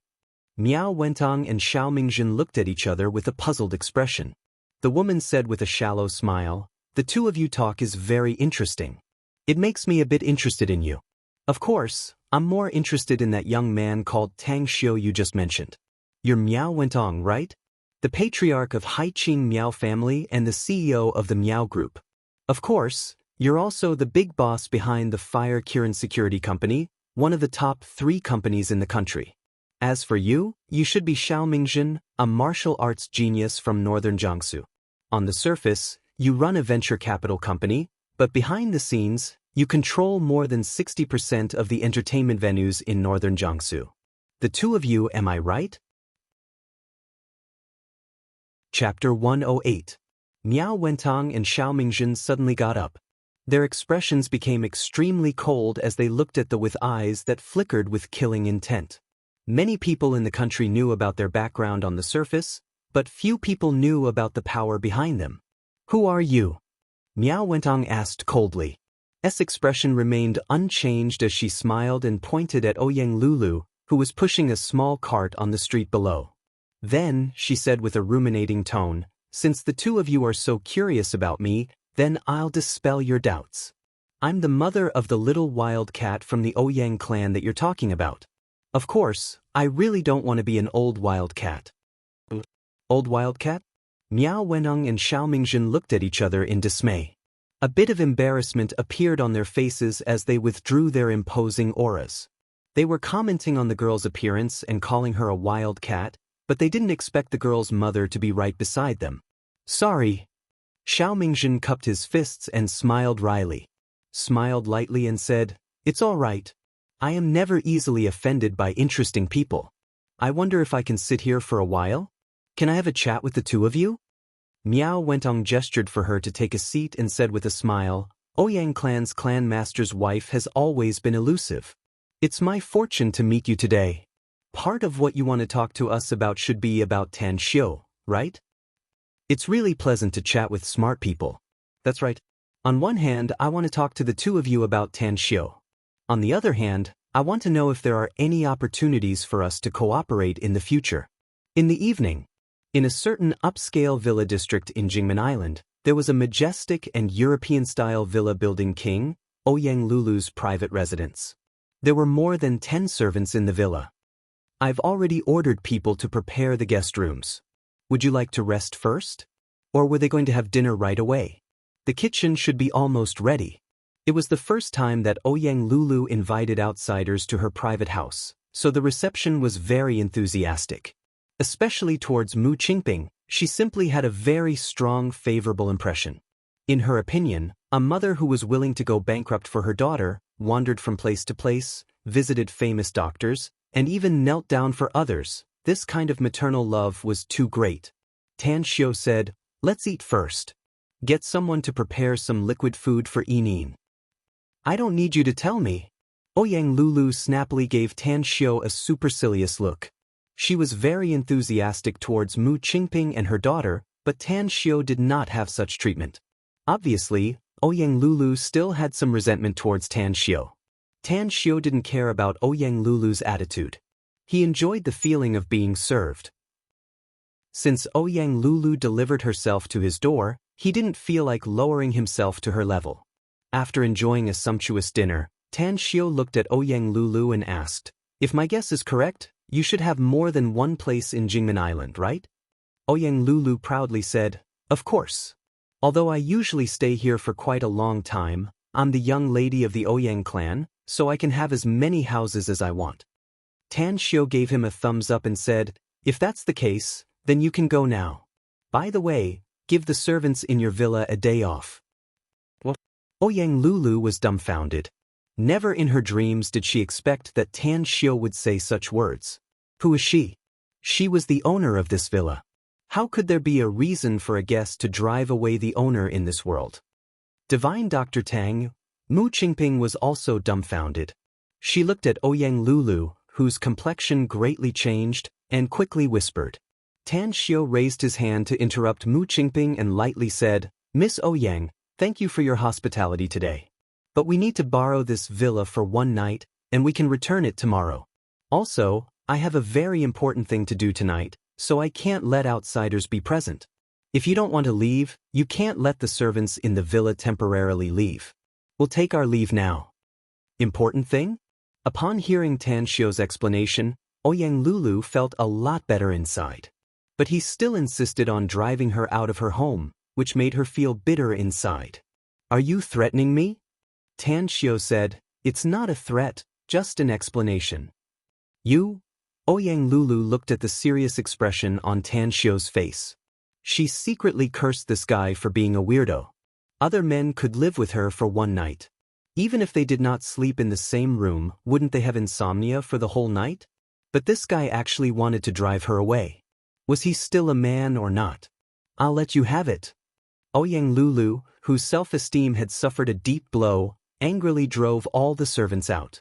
Then, she drove her favorite convertible sports car. With a loud engine roar, she rushed out of the villa complex like an arrow and disappeared at the end of the road in the distance. In the Lu Wang villa, only Tan Xiu, Mu Qingping and her daughter were left. At this moment, Tan Xiu seemed to have become the owner of this villa. He invited Mu Qingping and her daughter to sit on the sofa in the living room. He personally poured 2 cups of tea and placed it on the tea table in front of them. Mu Qingping was a bit nervous. She still remembered that Tan Xiu said that he wanted to talk to her about her daughter's body. She didn't know whether the content of what Tan Xiu was about to say was good or bad. After a moment of silence, she took the lead to speak. "Divine Dr. Tang, if my daughter has any problems, please tell me all about it. I can bear it." Tan Xiu said, "I know very little about you, mother and daughter. Can you tell me about your situation? There are some things I must know about you before I can make a final decision." Mu Qingping stared blankly for a moment. She then nodded and said, "My husband and I are orphans. We grew up together in an orphanage. After we got married, we lived a very rich life. My husband is a very capable man. Whether it's family or career, he takes good care of them. More than 2 years ago, my husband died in a car accident, leaving us, a widow and an orphan. Because of my husband's death, my daughter was very sad. As a result, she had a high fever for 7 days and 7 nights, and then she got a strange disease.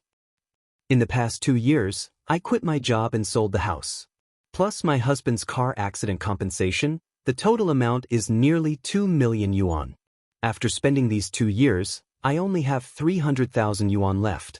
You cured my daughter, so I'm willing to give you all 300,000 yuan. Tan Xiu waved and said, "I don't want your money. I just want to know more about your family situation. In this world, only you and Yinyin depend on each other. Have you ever thought about the future? Where will you live? How will you live?" Mu Qingping shook her head and said, "Today, I happen to meet you, Divine Dr. Tang. You cured my daughter's strange disease. I didn't have time to think about my future life. Tan Xiu said with a satisfied smile, since you didn't think about it, how about I arrange the future life for you, mother and daughter? You arrange it? Mu Qingping looked at Tan Xiu with astonishment. She didn't understand the meaning of his words. Tan Xiu said, in fact, Yining is not sick, but it's caused by a special physique. Her physique is called Twin Meridian Ice Phoenix Holy Body. It's an extremely rare physique, and it's also the most envious holy body for immortal cultivators. Immortal cultivators? Mu Qingping was stunned. She was an atheist, she never believed in ghosts and gods.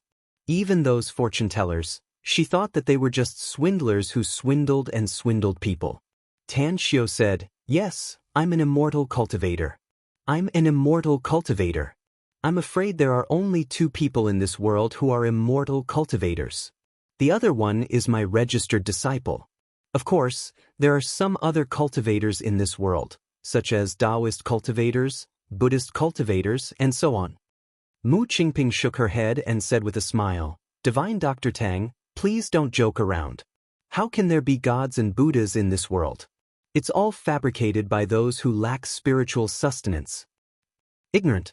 Tan Xiu said with a sneer, people like you have been brainwashed by the torrent of this era. Do you really think that people's imagination can fabricate those myths out of thin air? Do you really think that the ancients are all ignorant fools? In this world, not only cultivators, but also immortals, demons, ghosts and monsters, Buddhas, and even gods exist in a higher plane. After saying that, Tan Xiu flicked his fingers, and the more than 200-pound tea table in front of him was instantly sent flying. Tan Xiu's control was very precise. After the tea table flew nearly 2 meters high, it paused in the air for a few seconds and then floated down. However, at the moment when it was about to fall on the table, Tan Xiu moved again.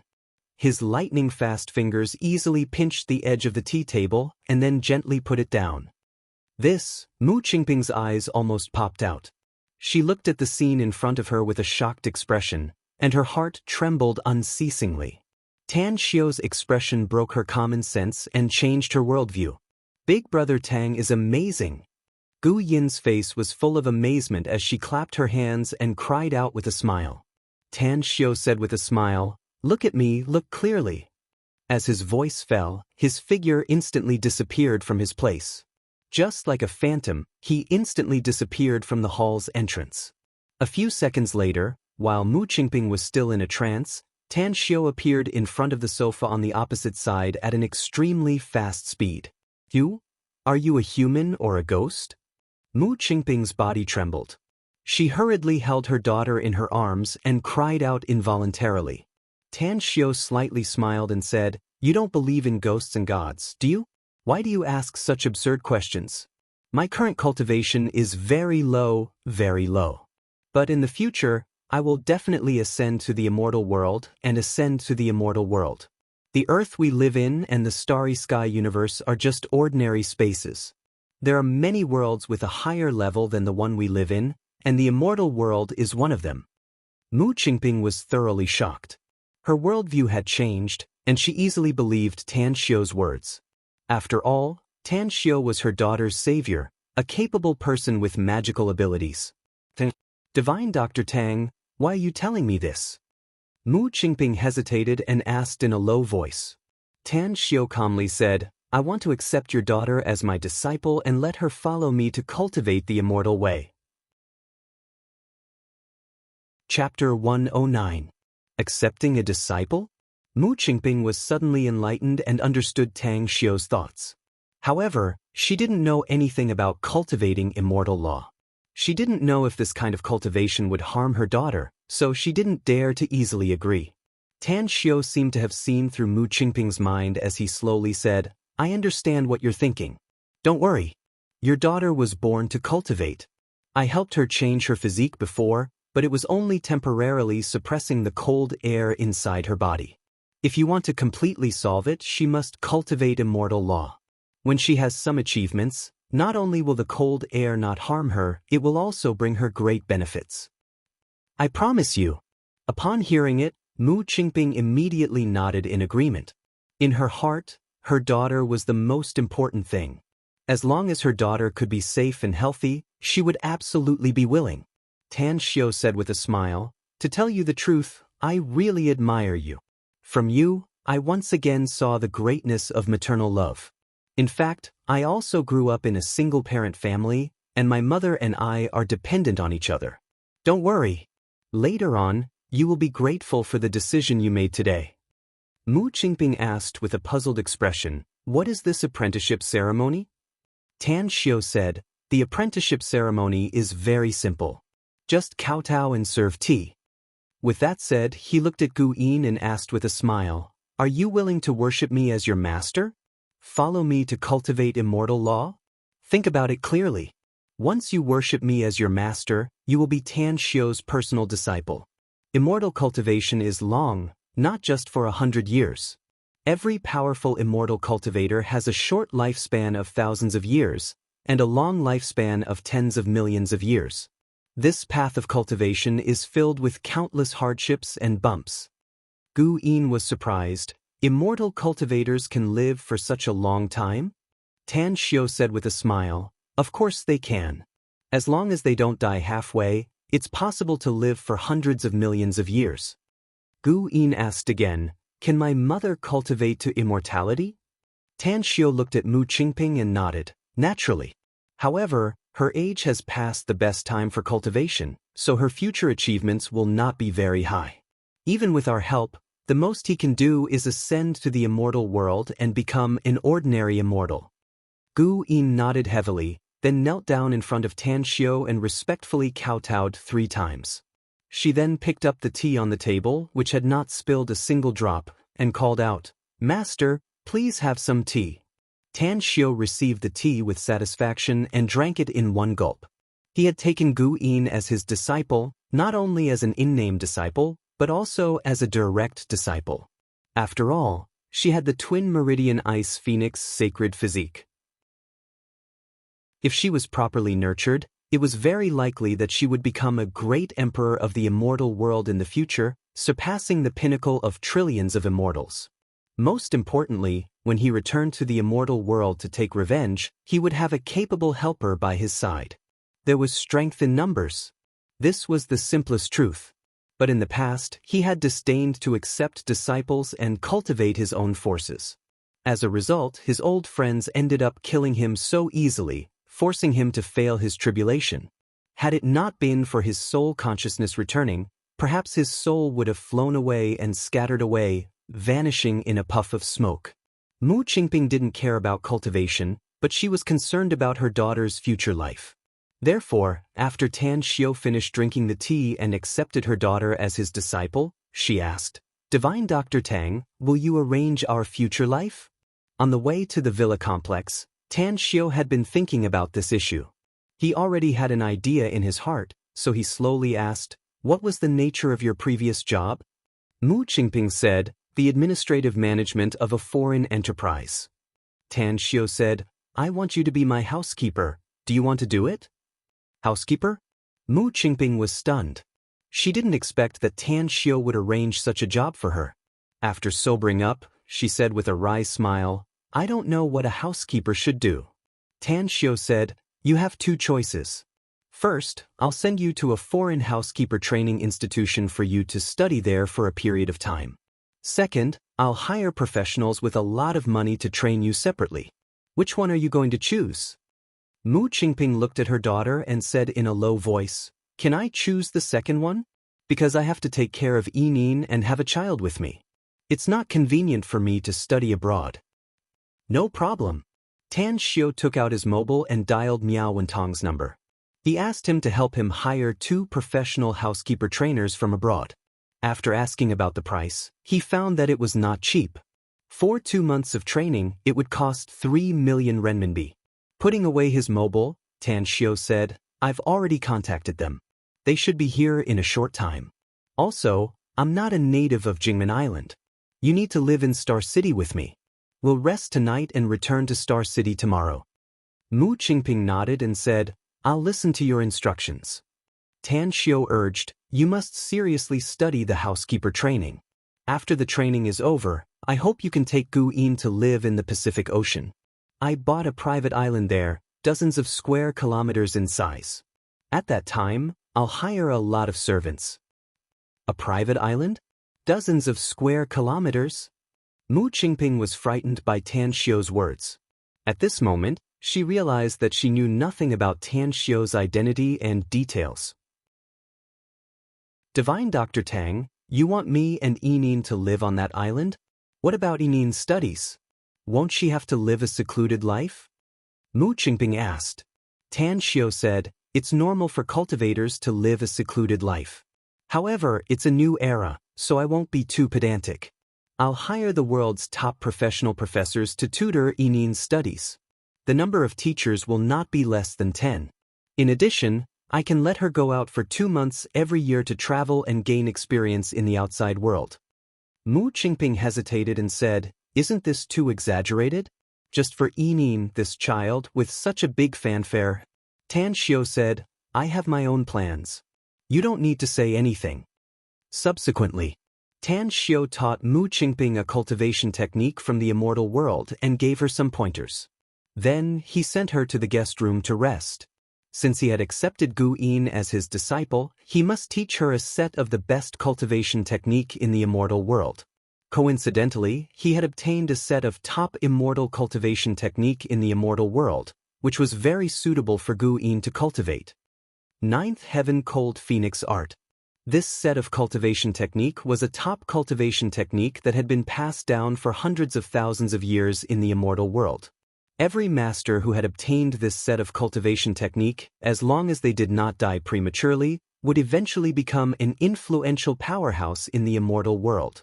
With Tan Xiu's current cultivation, he was unable to transmit the contents of the cultivation technique to Gu Yin, nor was he able to refine the jade slip. He could only teach her step by step from zero.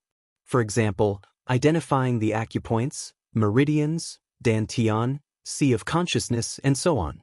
To Tan Xiu's satisfaction, Gu Yin was exceptionally smart and learned quickly. 2 hours later, she had mastered all the most basic things. Now, I will teach you the cultivation technique, Ninth Heaven Cold Phoenix Art. You must remember that this set of cultivation technique is not a trivial matter. Without my permission, you absolutely cannot teach it to anyone, not even your mother. Tan Xiu warned. Gu Yin nodded obediently. At 2:30 a.m., Tan Xiu finally taught Gu Yin the entire Ninth Heaven Cold Phoenix Art and let her try to sense the aura. Although the first attempt failed, Tan Xiu understood that it was normal. For an ordinary person to sense and control the aura, it would take at least a few months. Moreover, this was the cultivation genius type. If the aptitude was average, it might take a year and a half. All right, go rest.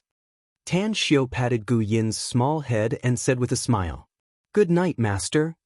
After more than 2 years of suffering from illness, Gu Yin's character was much more mature compared to her peers.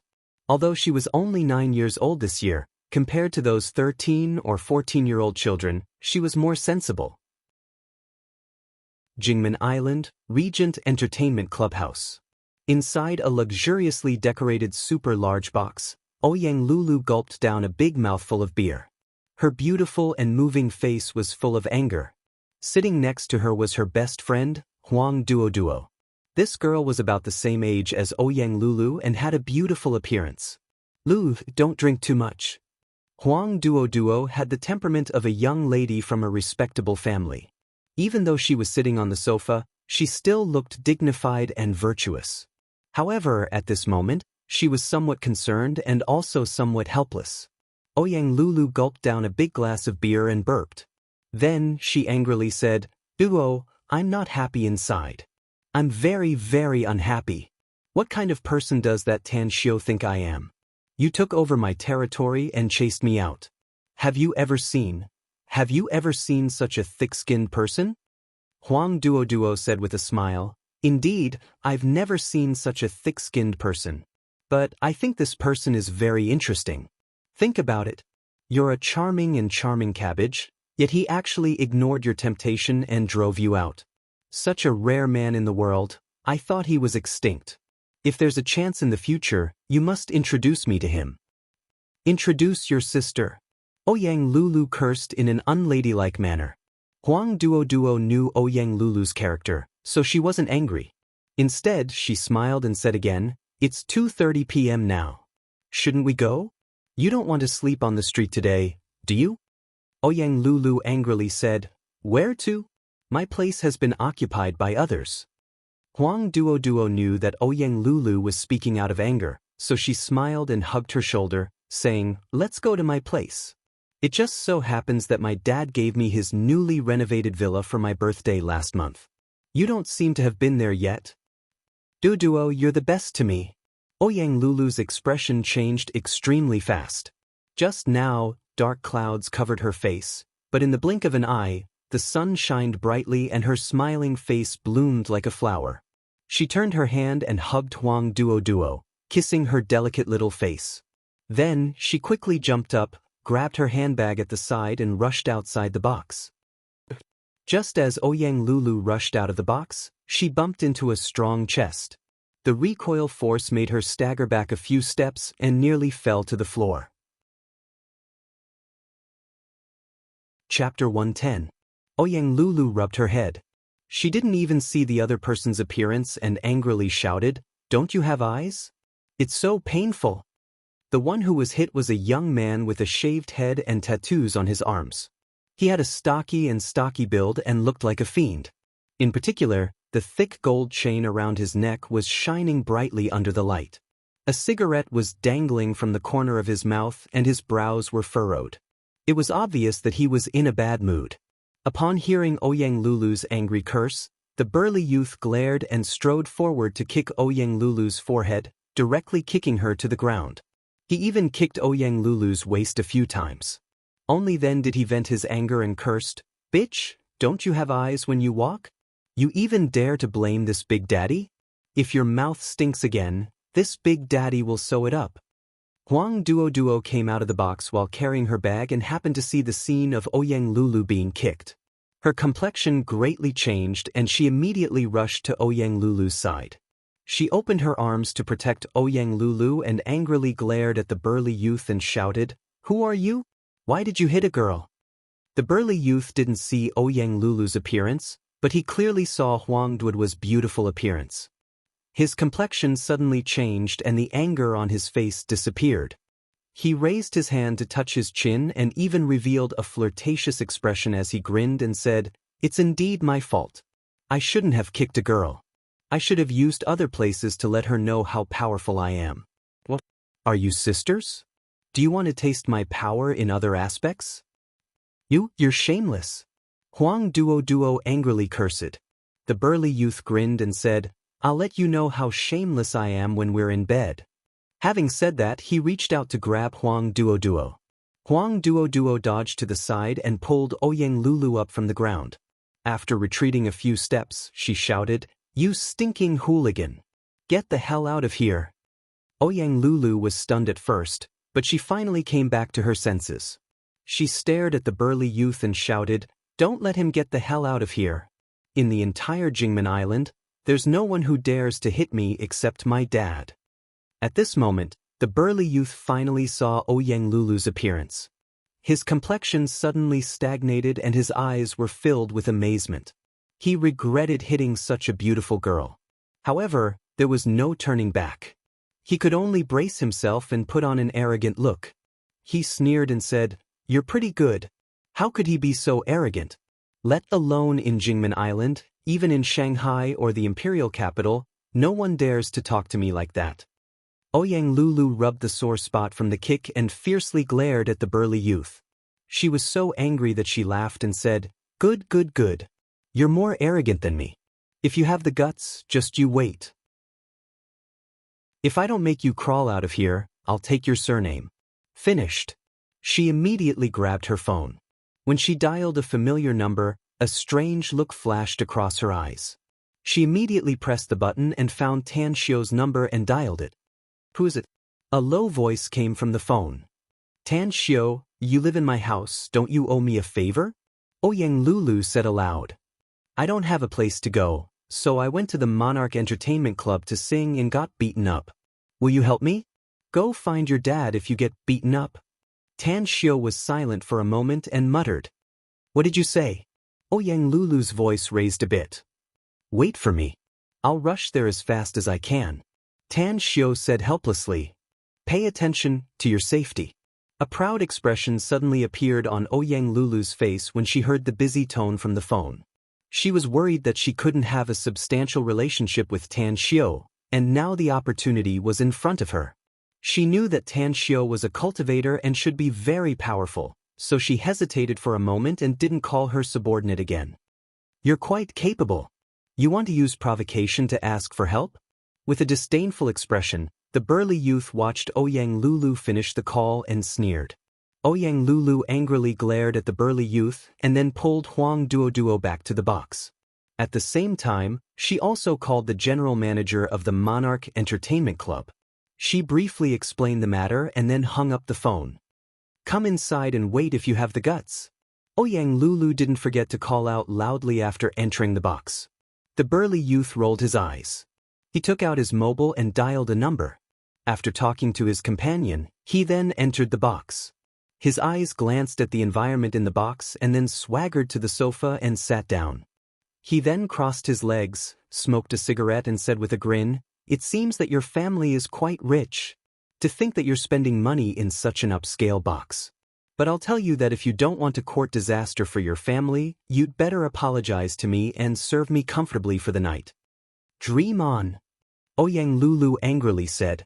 The burly youth proudly said, You're so stubborn now. But wait until your reinforcements are utterly defeated, then I'll make your mouth soft. Pa. Huang Duoduo gently pulled the corner of Ouyang Lulu's clothes and whispered, This guy is very arrogant. I'm afraid he has some background. Is that Tan Xiu you found reliable? Do you want me to call my dad? Ouyang Lulu thought for a moment before she shook her head and said, It's fine. I'll send a message to my brother. What's going on? At this moment, more than a dozen strong men rushed inside the box's door, led by a middle-aged man in a suit and gold-rimmed glasses. He looked at the situation inside the box and asked loudly. The burly youth rolled his eyes and cursed, Who the fuck are you? Get the fuck out of here. The middle-aged man coldly glanced at the burly youth. Then, his complexion changed into a concerned and fearful expression. He then asked, Miss Ouyang, are you all right? It's our fault for not doing a good job in security. I hope you can forgive us. Anyone who dares to make trouble in our Monarch Entertainment Club will be severely punished. Oh, you're really not afraid of hurting your tongue by talking big. I'd like to see how much ability this Monarch Entertainment Club has to dare to severely punish my brother. At the entrance of the box, 3 youths came inside with cigarettes in their mouths. The one who spoke was the handsome youth in the middle. Li Xueming frowned. As the general manager of the Monarch Entertainment Club, he had seen a lot of rich young masters with strong family backgrounds. But he had never seen these youths before. He knew that today's matter would be big trouble. After all, Ouyang Lulu was the eldest daughter of the Ouyang family, and Huang Duoduo was the only daughter of the Huang family's head. The background of these 2 little ancestors was absolutely terrifying in Jingmen Island. Or you? Li Xueming asked in a deep voice. The youth sneered, Do you know Wei Guoqiang? He's my father. I've been studying abroad for the past few years. I never thought that when I just came back, I would happily entertain a few friends from afar, but my mood would be ruined by you. Monarch Entertainment Club? Bullshit Monarch Entertainment Club.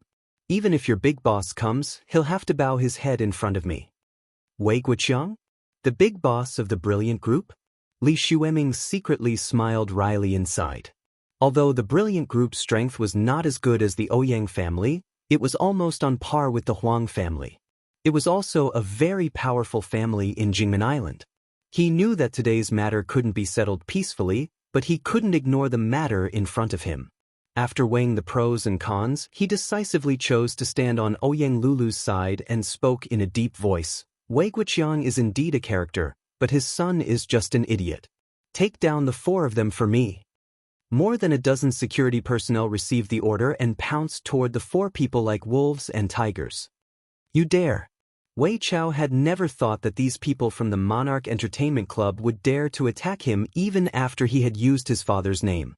Today, he had invited 3 friends from the Northwest, and none of them were worse than his family. How shameful! He felt that his face had been swept to the ground at this moment.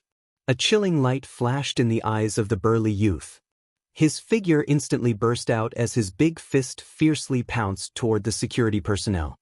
His speed was extremely fast, and his moves were swift and fierce. He easily avoided the hands of a security personnel and punched the security personnel's head.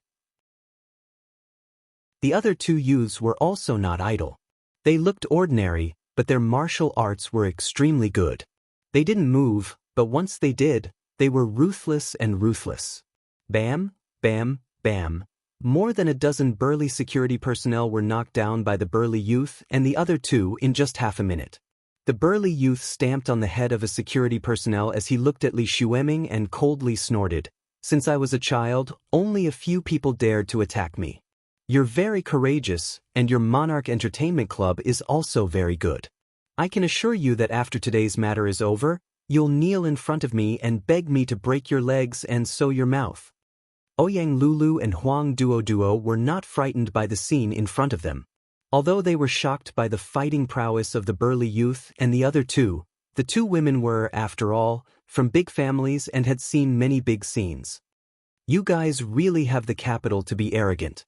But you can hit more than a dozen people, but what about more than 100? More than 1,000? I really want to see your elegant demeanor when you're beaten up by a group of people." Ouyang Lulu clapped her hands with disdain in her eyes.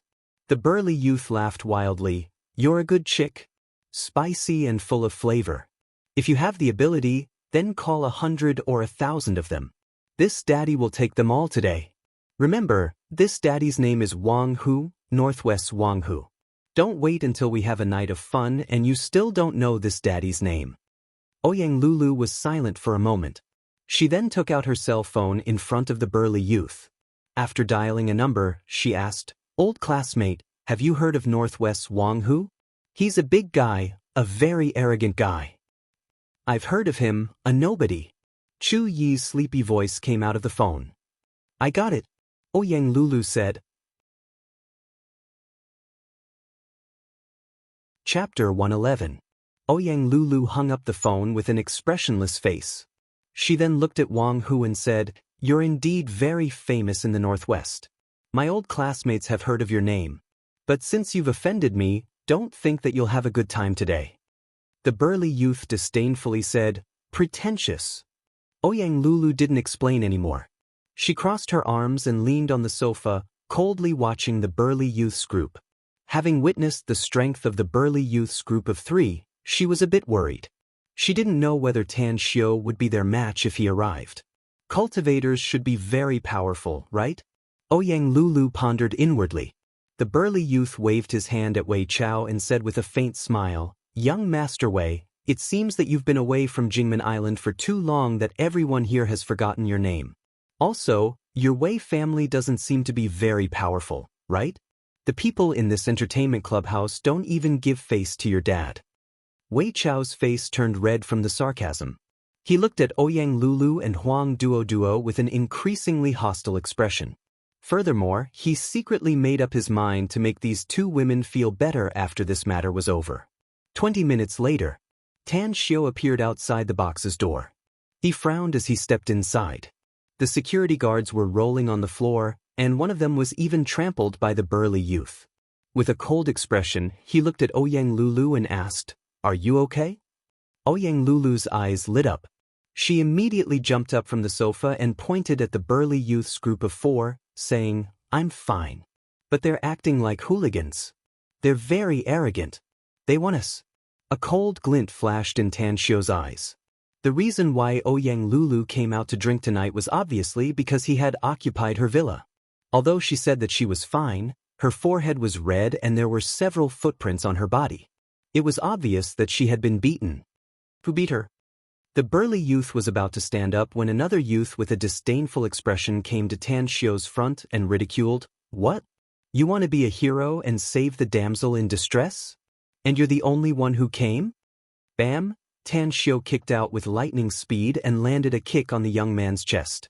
His body was not as strong as the burly young man's, but with a dull sound, his body directly smashed a glass coffee table into pieces. "Who else is there? Get out here."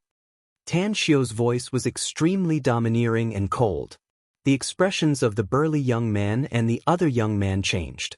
Although Tan Xiu's kick was a surprise attack, it was extremely fast. Even though they had been staring at Tan Xiu, they did not see the kick clearly. An expert. The two of them nodded to each other. They, who had fought together countless times, took 2 steps forward and confronted Tan Xiu, saying, "I did it. What kind of god are you? How dare you meddle in other people's business?" Tan Xiu did not explain, nor did he even ask about the other's identity. His footwork was strange, and he dashed 4 to 5 meters away in an instant and appeared in front of the 2 men. He clenched his fists and kicked the burly young man, while his fist also fiercely punched the other young man's face. Crack! The crisp sound of bones breaking was heard amidst the screams of the young man. Tan Xiu punched the young man and sent him flying. As his leg was blocked by the burly young man's arm, he twisted his body in a strange posture and appeared on the left side of the burly young man like floating clouds and flowing water. His fists were as fast as a meteor. His speed was fast enough, but he only used 50% of his strength. Bim, him. The burly young man growled and his arm was finally broken by Tan Xiu's fist. He was forced to retreat again and again to the wall. Just as his complexion paled, Tan Xiu fiercely whipped his face with his leg, causing his feet to lift sideways as his head fiercely smashed to the ground. Tan Xiu snorted coldly and looked at the comatose burly young man. He grabbed his lapel and lifted him up like a dead dog and slapped his face. Slap, slap, slap. After dozens of slaps, the burly young man's cheeks turned red and swollen as he was slapped again and again to wake up. Tan Xiu casually threw him to the corner and then walked to the front of the other 2 youths. Under the watchful eyes of the crowd, he violently beat the 2 youths until they screamed and begged for mercy again and again. Only then did he stop. Huang Duo had already trotted to Ouyang Lulu's side and pulled her arm with both hands. At this moment, she was dumbfounded as she looked at Tan Xiu, who was violently beating the enemy. Her eyes were as bright as 2 blazing flames. So handsome. So cool. This is a man among men, the best of the best. No, I'm moved. Lulu, don't snatch him from me, I'm in love with him. Good hit again. Ouyang Lulu was dumbfounded and tongue-tied as she looked at the 3 men who were beaten miserably in front of her.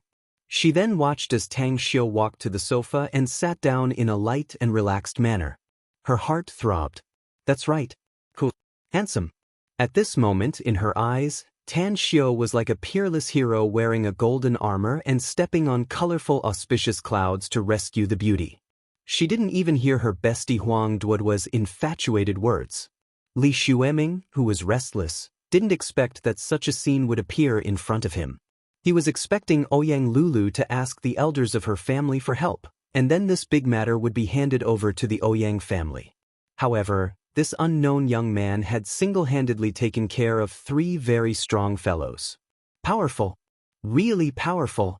He deeply praised in his heart. The security personnel of the Regent Entertainment Club were all trained experts. If any of them encountered the street thugs, they could easily beat up 2 or 3 of them. Yet more than a dozen of them were beaten down by these 3 young men. Tan Xiu grabbed a bottle of beer, opened the cap and drank 2 mouthfuls. He then looked at Ouyang Lulu and said, "I've cleaned them up. Are you satisfied? If you're not satisfied, then you can beat them up as well. Remember, it doesn't matter if you injure or cripple them, but it's best if you don't kill them. I'm just a nobody, and I don't have much power. It'll be very troublesome if a murder case happens. Of course, your Ouyang family is a big family with a lot more power. If you're willing to shoulder this responsibility, you can directly kill them." Ouyang Lulu gulped down a mouthful of saliva. Her sluggish eyes turned a lot clearer as she watched the 3 young men struggle to get up. They tried again and again, only to fail and fall to the ground again and again. She grabbed a bottle of beer, turned around and walked toward Wei Chao, whose face was as pale as a sheet of paper. She fiercely smashed it toward his head. Your father is Wei Guoqiang, right? The glory group belongs to your family, right? Who asked you to be arrogant? Who asked you to show off? Who asked you to have eyes but failed to recognize empty tie? Who asked you to hook up with these three thugs? The bottle exploded, and the wine and blood mixed together. Ouyang Lulu smashed 6 bottles on Wei Chao's head, directly knocking him out. She then grabbed a glass shard and walked toward the tall and sturdy young man's side. She forcefully slashed 2 bloody wounds on their faces before stopping. Interestingly, the 2 bloody wounds formed an X shape. Bam! After Tan Xiu entered the box, he closed the door, but it was kicked open from the outside. A man in his 30s strode into the box, followed by 4 particularly sturdy middle-aged men with steady footsteps. Lulu, are you all right? Ouyang Lei rushed into the box and happened to see the scene of Ouyang Lulu leaving a wound on the tall and sturdy young man's face. Suddenly, the last word he wanted to say was stuck in his throat. I'm fine, brother, said Ouyang Lulu with a smile. Ouyang Lei looked at the scene in the box and asked in a deep voice, What happened? You sent me a text message saying that you were beaten up. Who was it? Ouyang Lulu pointed to the tall and sturdy young man and angrily said, They beat me. And they also clamored to make me and Duo accompany them for a night. Brother, they said a lot of perverted words. Ouyang Lei strode forward. He originally wanted to wake the 4 men up and then beat them up. But after seeing their miserable condition, his mouth twitched a few times and eventually didn't do it. Miserable. Too miserable. It was hard for him to imagine who was so cruel to beat these 4 guys to such a state. Even if they were not killed, they should have been beaten half to death, right? Upon seeing that Ouyang Lei was Ouyang Lulu's brother, Tan Xiu immediately put down the bottle in his hand and lightly said, Ouyang Lulu, since your family has come, I'll go back first. You called me out in the middle of the night. You might not be sleepy, but I am. Ouyang Lulu quickly stood in front of Tan Xiu. Her attitude was completely different from before as she smilingly said, Are you done with your business? Can I go back with you? You see, I got beaten up, so I need to go back and apply some medicine. Then go back with me. Tan Xiu nodded.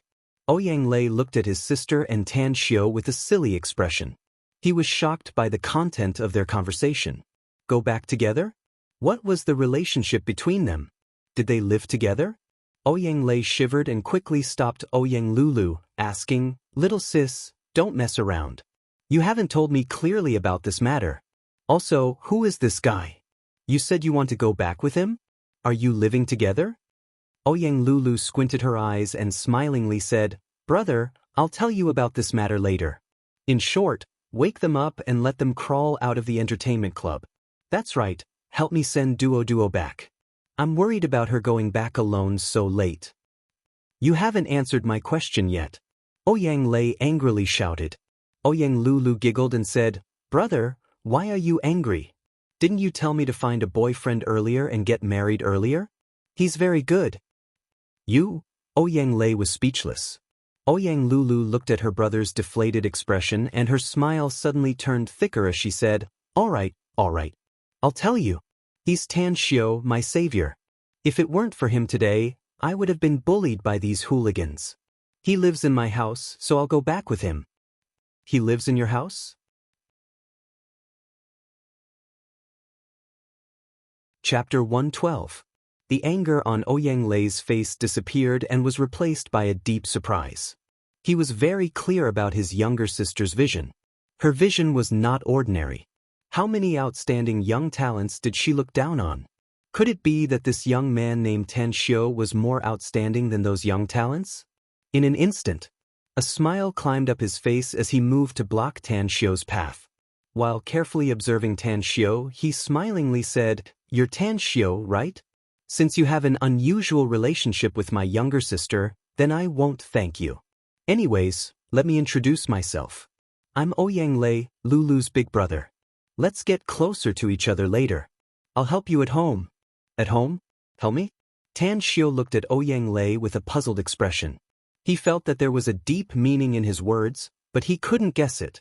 Finally, he secretly shook his head and looked at Ouyang Lei, saying, I'm very tired and sleepy. I'll leave the matter here to you. After saying that, he bypassed Ouyang Lei and walked out of the box. Ouyang Lei stared blankly as he watched Tan Xiu's back as he left.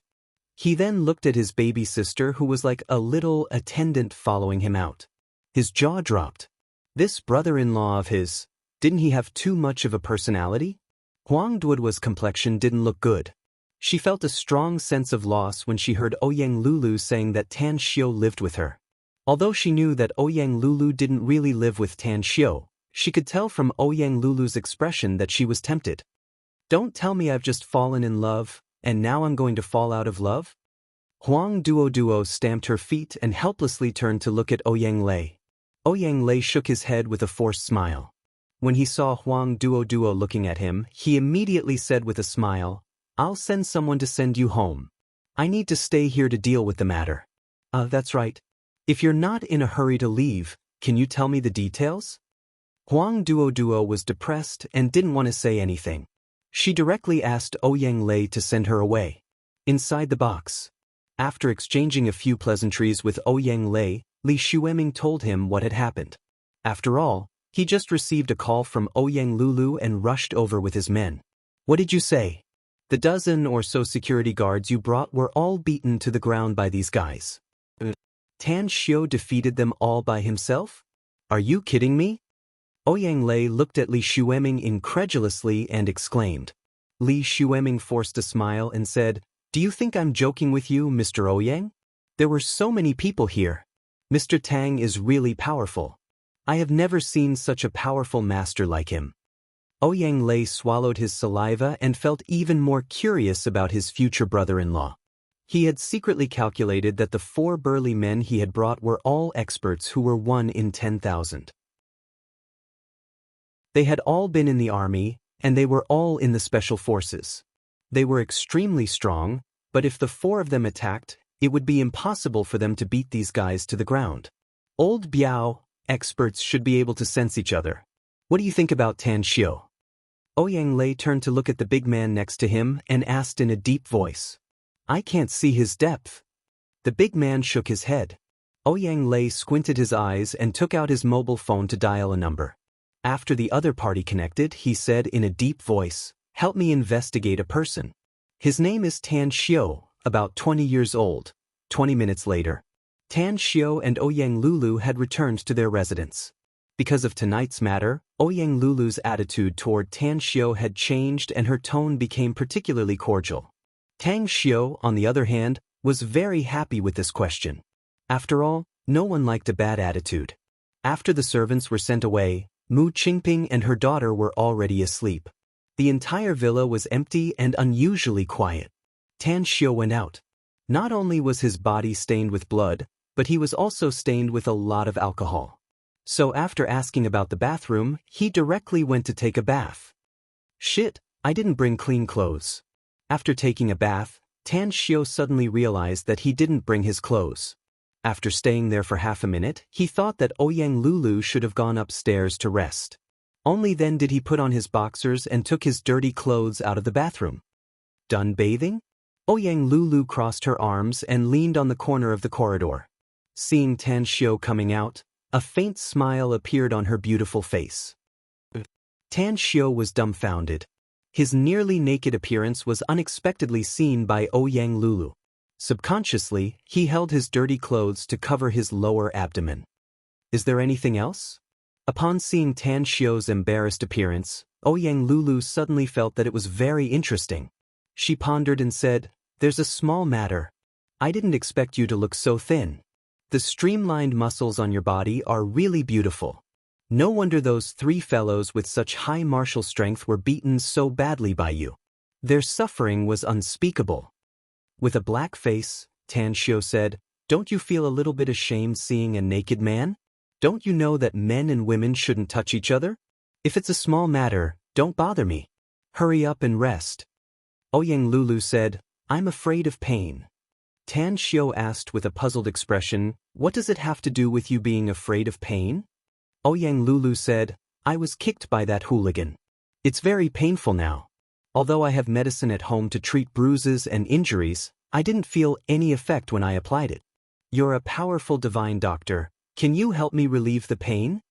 After saying that, she pitifully pointed at her waist and back. So troublesome. Tan Xiu muttered inwardly and calmly said, "All right. Considering that I'm the one who asked you to leave tonight, I'll give you a massage. Let's go. Let's go to your room." "Tween a massage? Go to my room?" Ouyang Lulu's beautiful face blushed. She naturally thought of the consequences of a man and a woman staying in the same room. Don't tell me I have to hand over my chastity for more than 20 years? Just as the thought emerged, Ouyang Lulu immediately vetoed it. She admitted that she liked Tan Xiu a little, but it was not to the point where she wouldn't change even if she died. Her chastity would be given to her beloved husband in the future. She absolutely couldn't hand it over so easily. After thinking about it, she secretly suppressed the charming and gentle feeling in her heart and said, "You're going to my room like this?" Tan Xiu stared blankly for a moment. He looked down at his body as an awkward expression suddenly appeared on his face. He strode back to his room and quickly changed into clean clothes. Only then did he secretly feel relieved. It was undeniable that Ouyang Lulu was a beauty. Even heroes have a weakness for the charms of beauties. He also had an appreciative attitude toward beauties. But if a stunning beauty seduced him, he would never refuse it. As an immortal cultivator, he didn't want to bind his heart. He just wanted to let nature take its course and do whatever he liked. It was said that a woman's boudoir was the most mysterious place, and it was also the place that countless men yearned for. Tan Xiu once had an immortal companion, but she was very simple and lacked the aura of a young girl. Therefore, her room was also very simple. It could be said that this was the first time he really came to a girl's boudoir. This is your bedroom?" The moment Tan Xiu followed Ouyang Lulu into her bedroom, Tan Xiu asked in disbelief. Ouyang Lulu let out a shallow smile and said, "What? Is there a problem?" Tan Xiu forced a smile and shook his head. "No problem.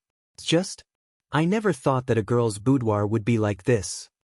In the bedroom, aside from the big bed, there were bookshelves all around, and each row of the bookshelves was filled with all kinds of books. With a glance, Tan Xiu estimated that there were at least 20,000 books in this bedroom. Ouyang Lulu snappily rolled her eyes at Tan Xiu. While taking off her coat, she said, "I like reading books. Aside from taking care of my business and occasionally gathering with a few sisters, I spend most of my time reading books. Each of my bedrooms has this kind of layout. Besides, the books here are only some of the ones I've read." "You've read all these books?" Tan Xiu was surprised. "Of course. Otherwise, why would I put so many books here?" Ouyang Lulu said, "I have a habit of putting all the books I've read in my bedroom. Whenever I'm bored and have no other books to read, I'll take them out and flip through them." Tan Xiu was speechless. He had seen a lot of eccentrics, but he had never seen one who liked to read books. "Do you really know tween a massage?" Ouyang Lulu was afraid that Tan Xiu would do something improper to her and asked again. Tan Xiu said, "It should be called tween a massage, but it's more powerful. Don't worry. I guarantee that after I give you a tween a massage, your skin wounds will be healed and you won't feel any pain anymore. Don't stare blankly and continue to take off your clothes. Leave only your underwear and take off everything else." "Ah." Ouyang Lulu's pretty face blushed. She hesitated for a moment before following Tan Xiu's instruction and took off all her clothes except for her underwear. If it were at the beach, she would dare to play in her bikini.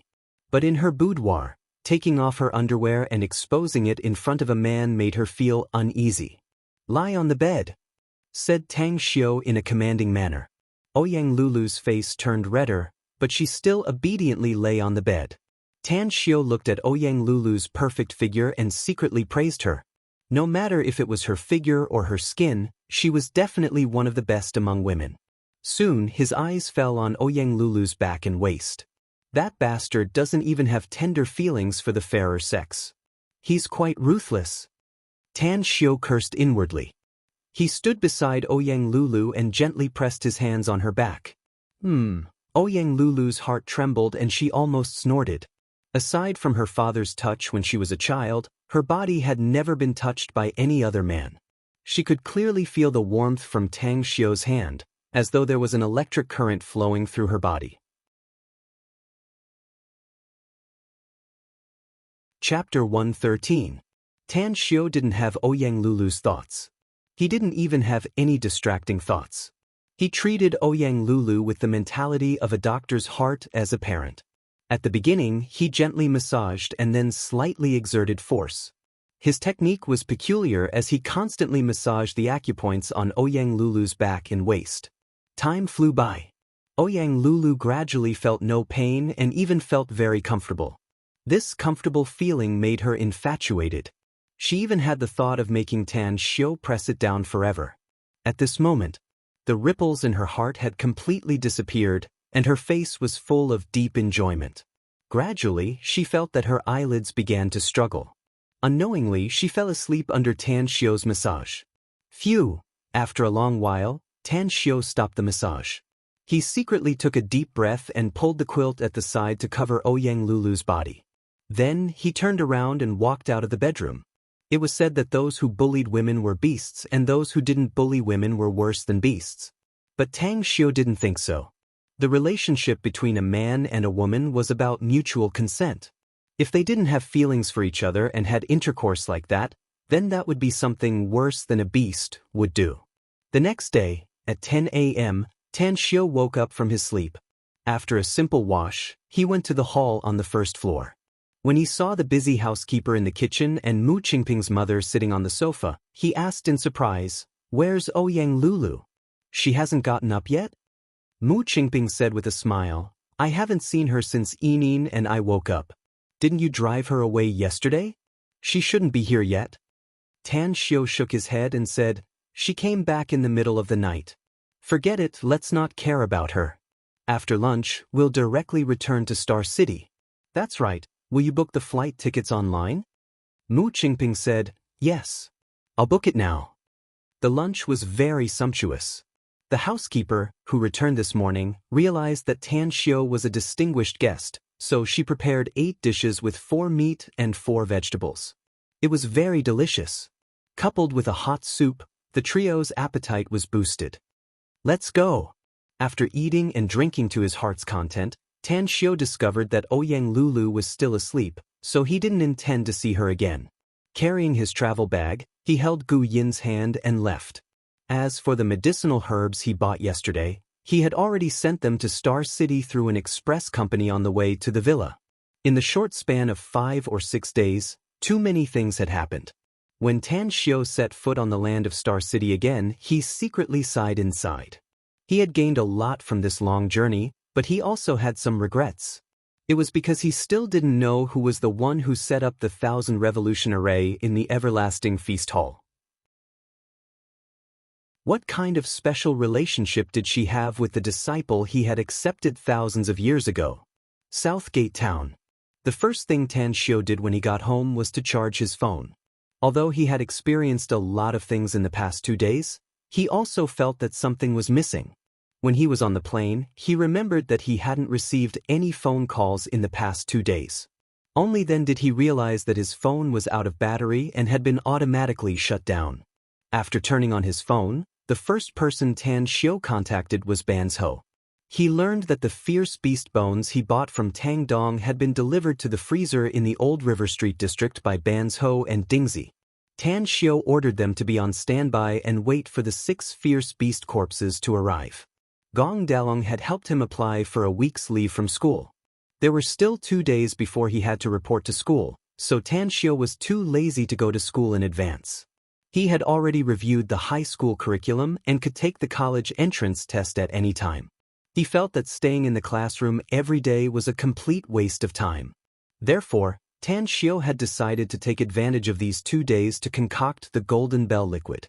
His cultivation had been stuck at the peak of qi refining stage, causing him to not dare to cultivate easily. Only by reaching the skin strengthening stage could he safely survive in today's society. After settling down Mu Qingping's mother, he personally rushed to the Old River Street district and ordered Ban's Ho to drive a truck and wait for him there. In the afternoon, outside the freezer's gate in the Old River Street district, Ban's Ho and Dingzi were squatting next to a small container truck and smoking. Seeing Tan Xiao's arrival, they immediately extinguished their cigarettes and quickly greeted him. "Boss? What's your next order?" Tan Xiao said, I'll pick some fierce beast bones for you to help me send them to Southgate Town. There's 1 million yuan in this bag, which I got on the way here. You take it first. Later, when you help me do things, you'll need to spend a lot of money. When you run out of money, remember to ask me for more. 1 million yuan? Banzhou and Dingzi simultaneously looked at the black leather bag handed over by Tan Xiu. Both of them had never seen such a huge amount of money, especially 1 million yuan in cash. Suddenly, their attitude toward Tan Xiu became more respectful. They felt that following Tan Xiu was really the right person. After a long while, Tan Xiu picked up the materials and asked Banzhou and Dingzi to move them to the small container truck. Because the materials needed to concoct the Golden Bell liquid were slightly different from the ones he had concocted in the immortal world, he had prepared to concoct it many times. Therefore, the number of materials selected was very large. Half of the truck was filled. If I have time, I should take the driver's license test. Tan Xiu felt that it was really inconvenient to not have a car now. He secretly thought in his heart. He used to be able to fly with his flying sword, and even later he could travel thousands of miles with just one step. But now he had to start from scratch. Especially in today's society, it would be really troublesome if he didn't have a means of transportation. On the way back to Southgate Town, Tan Xiu asked Banzhou about his mother's situation.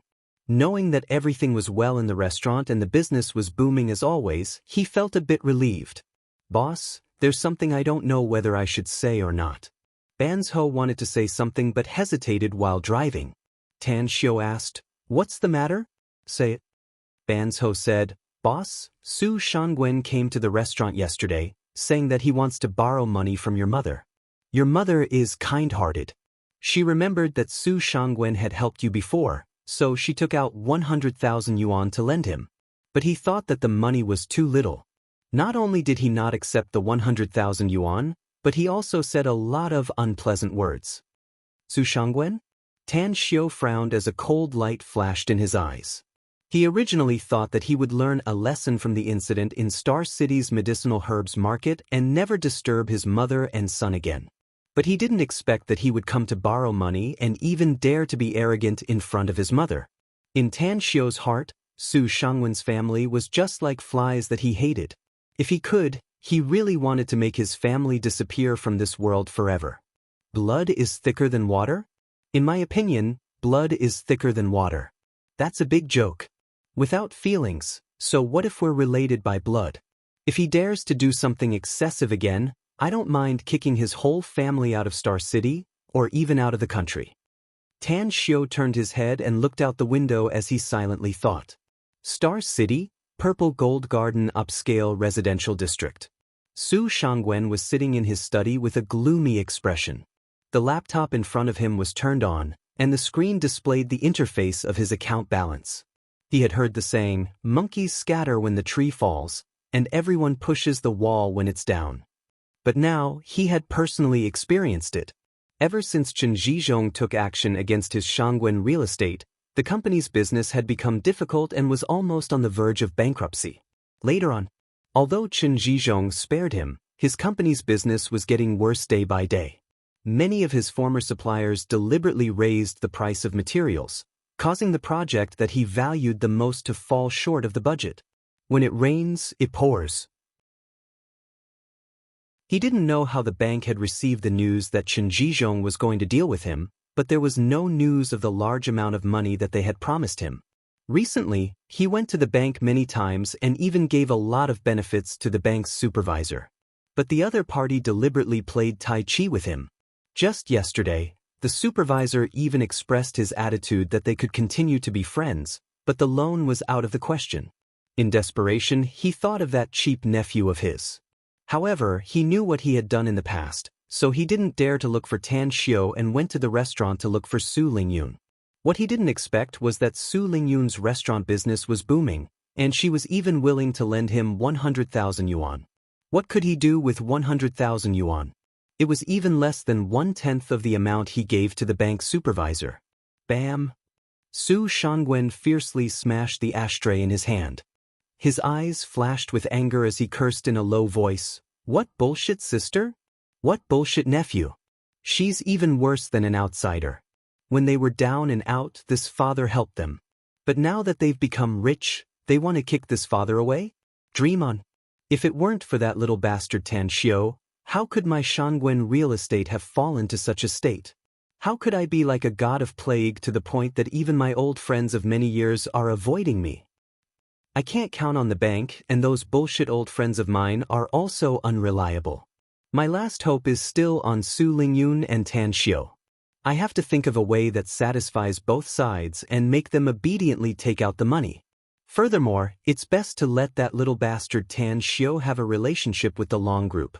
If I can climb up to the higher branches of the Long Group, my Shangwen group will be able to get rich. A ray of light flashed in Su Shangwen's eyes as he pondered. A derogatory idea emerged in his mind and was then overturned by him. After thinking it over, he felt that Tan Xiao would not work, so he had to put his attention on Su Lingyun. Southgate Town. After Tan Xiao moved all the materials into the villa's warehouse, he sent the wrench away and then went into the warehouse. Everything was ready, and he only needed to wait for the medicinal herbs to be delivered before he could start concocting the Golden Bell liquid. The medicinal herbs should be delivered in the evening. What should I do next? I still have half of the afternoon. Standing in the warehouse, Tan Xiao suddenly found that he was really bored after he became idle. Ring, ring, ring. His cell phone's ringtone interrupted Tan Xiao's thoughts. Tan Xiao grabbed the phone and looked at the caller ID. After seeing that it was Long Jinglin, he pressed the answer button and asked, "Why are you looking for me? I'm very busy and don't have much time."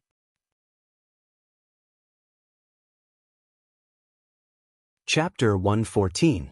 Long Jinglin's exaggerated voice came out of the phone. "Heavens!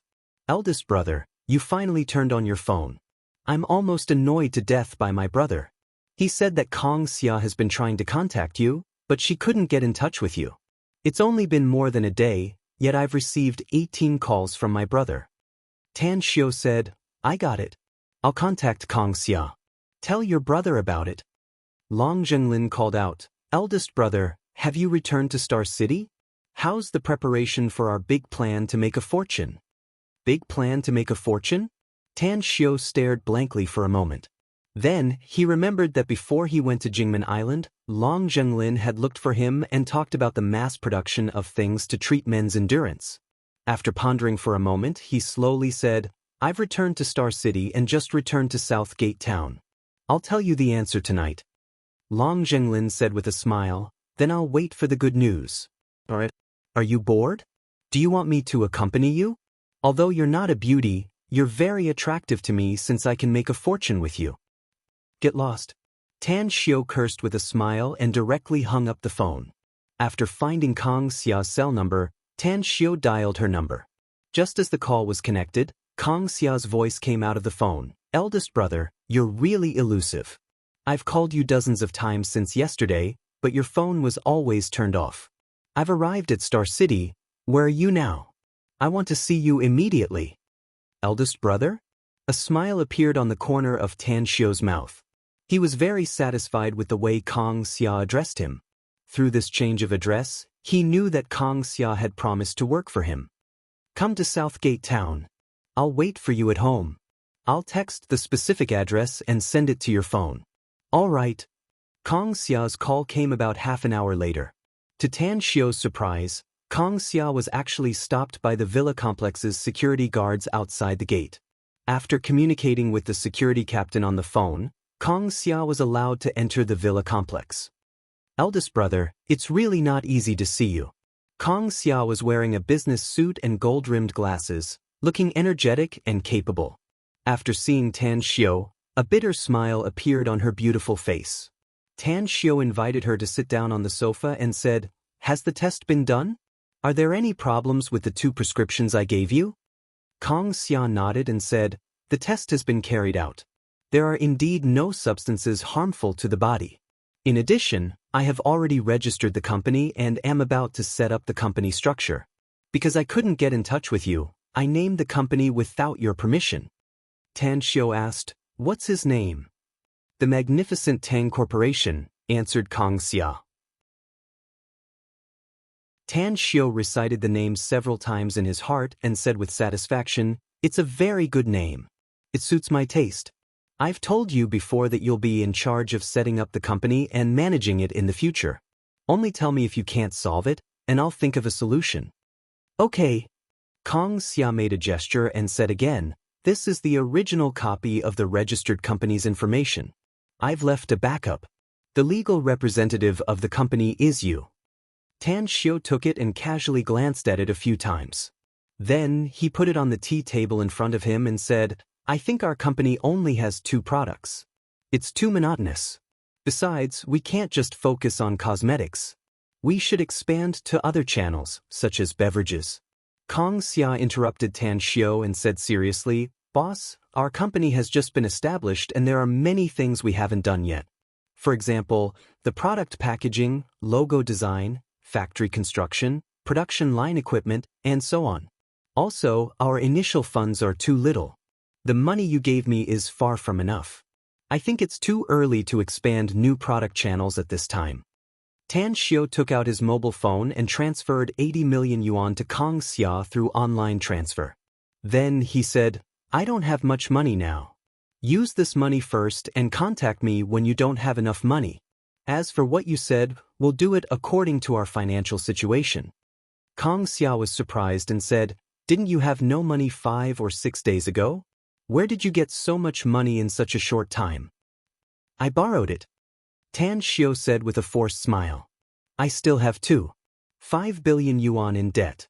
So you have to work hard and strive to make money for me as soon as possible." 5 billion yuan? Kong Xia looked at Tan Xiao in a daze and incredulously said, "What the hell did you do? You actually owe so much money? 5 billion yuan. That's not 250,000 yuan, nor is it 5 million yuan. I have 5 billion yuan in total." Tang Xiao casually said, "I participated in an auction and found a piece of feng shui treasure land. So I bought it. As long as you work hard for me, I'll allow you to have a vacation there." "A feng shui treasure land? What kind of feng shui treasure land can be worth 5 billion yuan? Kong Xia exclaimed. "A private island in the Pacific Ocean," said Tan Xiao. Kong Xia looked at Tan Xiao. If she didn't believe that Tan Xiao would never joke about such a thing, she would have thought that Tan Xiao was bragging. After hesitating for a moment, she held the attitude of wanting to get to the bottom of it and cautiously asked, "Boss, your ability is really not small. But who has such courage to even dare to lend you 5 billion yuan?" Tan Xiao didn't want to answer Kong Xia's question. But thinking that she would be his right-hand woman in the future, he reluctantly replied, "My apprentice, Qin Zhizhong." "Apprentice? Qin Zhizhong?" Kong Xia quickly searched the name in her mind. After a short 10 seconds, her eyes turned wide as she exclaimed, "Endless Virtue Pharmaceuticals' big boss, Qin Zhizhong? He's your apprentice? How is this possible?" "What's impossible about it?" Tan Xiao said calmly. "Do you think I'm not worthy to be his master?" Kong Xia gulped down a mouthful of saliva and incredulously said, "I really can't think of anything he needs to worship you as his master. You must know that although Qin Zhizhong's Endless Virtue Pharmaceuticals market value is only a few billion yuan, but he can get a lot of money every year by investing in other companies. Speaking about his personal assets, Qin Zhizhong's net worth is definitely more than 10 billion yuan." Tan Xiao lightly said, "Even if he has trillions of assets, if I don't fancy him, I won't be bothered to accept him as my apprentice." "All right, don't pry blindly about these things. Let's continue our topic. I think that if you have enough energy, you can separate a subsidiary company to manage and expand the business. I already have an idea here. If you think it's feasible, then do it. If you feel that you don't have enough energy to manage the new product business, I can give it to someone else." Kong Xia shook her head and said, "I do have the energy, but I don't recommend to separate a subsidiary company now. If you really want to do it, just give it to me and I'll let my men take care of it. If you don't feel at ease, just give it to someone else to manage it." "All right, I'll give it to someone else then," Tan Xiao said. Kong Xia recalled that Tan Xiao gave her the 2 products formulas. Her mind slightly moved as she curiously said, "Boss, as far as I know, the beverage market has almost been occupied by major brands. It's very difficult for a new type of beverage to enter the market unless you spend a huge sum of money and vigorously promote it. Only then can it become big and strong. Of course, the premise is that the taste must be good and unique." Tan Xiao calmly listened to Kang Xia's words, accepting a lot of knowledge that he had never learned before. After Kang Xia finished speaking, he nodded and said, "You're very good. You do know more about business than me. As a matter of fact, the beverage I want to manage has only one special characteristic, and that is, it can boost one's yang energy." Kang Xia was dumbfounded as a strange expression appeared on her face. Tan Xiao said, "It's better to say that it's a medicine rather than a beverage. Its effect is to nourish the yin and nourish the kidney, which is very good for health. Furthermore, its special characteristic is that it can make a man last longer in bed and make a woman's spirit better. It can also greatly improve the body's metabolic function." Huff! Kang Xia suddenly got up from the sofa. Her beautiful eyes stared at Tan Xiao as she hurriedly asked, "Is what you said true? It really has these effects? And it has no side effects on the human body?" "No side effects," Tan Xiao said with a smile. "What I said is the truth." Kang Xia's breathing became more and more rapid as she said, "I was wrong, boss. I take back what I just said. I'm determined to do this product. I even believe that once this product hits the market, it will definitely cause a huge sensation. Its prospects aren't any worse than the two products you gave me before." "Are you sure?" Tan Xiao asked. "I'm sure," said Kang Xia with a resolute and decisive tone. Tan Xiao snapped his fingers and said, "You should prepare to set up the company first. I haven't thoroughly researched this product yet. Give me a few days and I'll give you a sample of the product. You can give it a try if you want." Kang Xia's mouth twitched a few times. If the effect was really like what Tan Xiao said, she would definitely use it. However, she still felt a bit awkward inside. After all, one of the special characteristics Tan Xiao just mentioned was that it could boost one's sexual vigor. Kang Xia's expression was a bit complicated. She deeply looked at Tan Xiao and couldn't help but sigh, "Boss, I really don't know how your brain works. Why are you able to grasp so much strange knowledge and make perfect use of it? Any one of the three products you just mentioned will create amazing wealth if it falls into the hands of other businessmen." Tan Xiao let out a faint smile and said, "I know some knowledge about medicinal herbs. I usually like to do random research when I have nothing to do, so I came up with some things." Kang Xia nodded and said, "I've sent the samples of the two products you gave me for testing. The test results indicated that they have very strong characteristics of traditional Chinese medicine. In fact, I have a suggestion that I think you can consider, boss." "What suggestion?" Tan Xiao was surprised. "Tell me about it. I'll take it if it's good."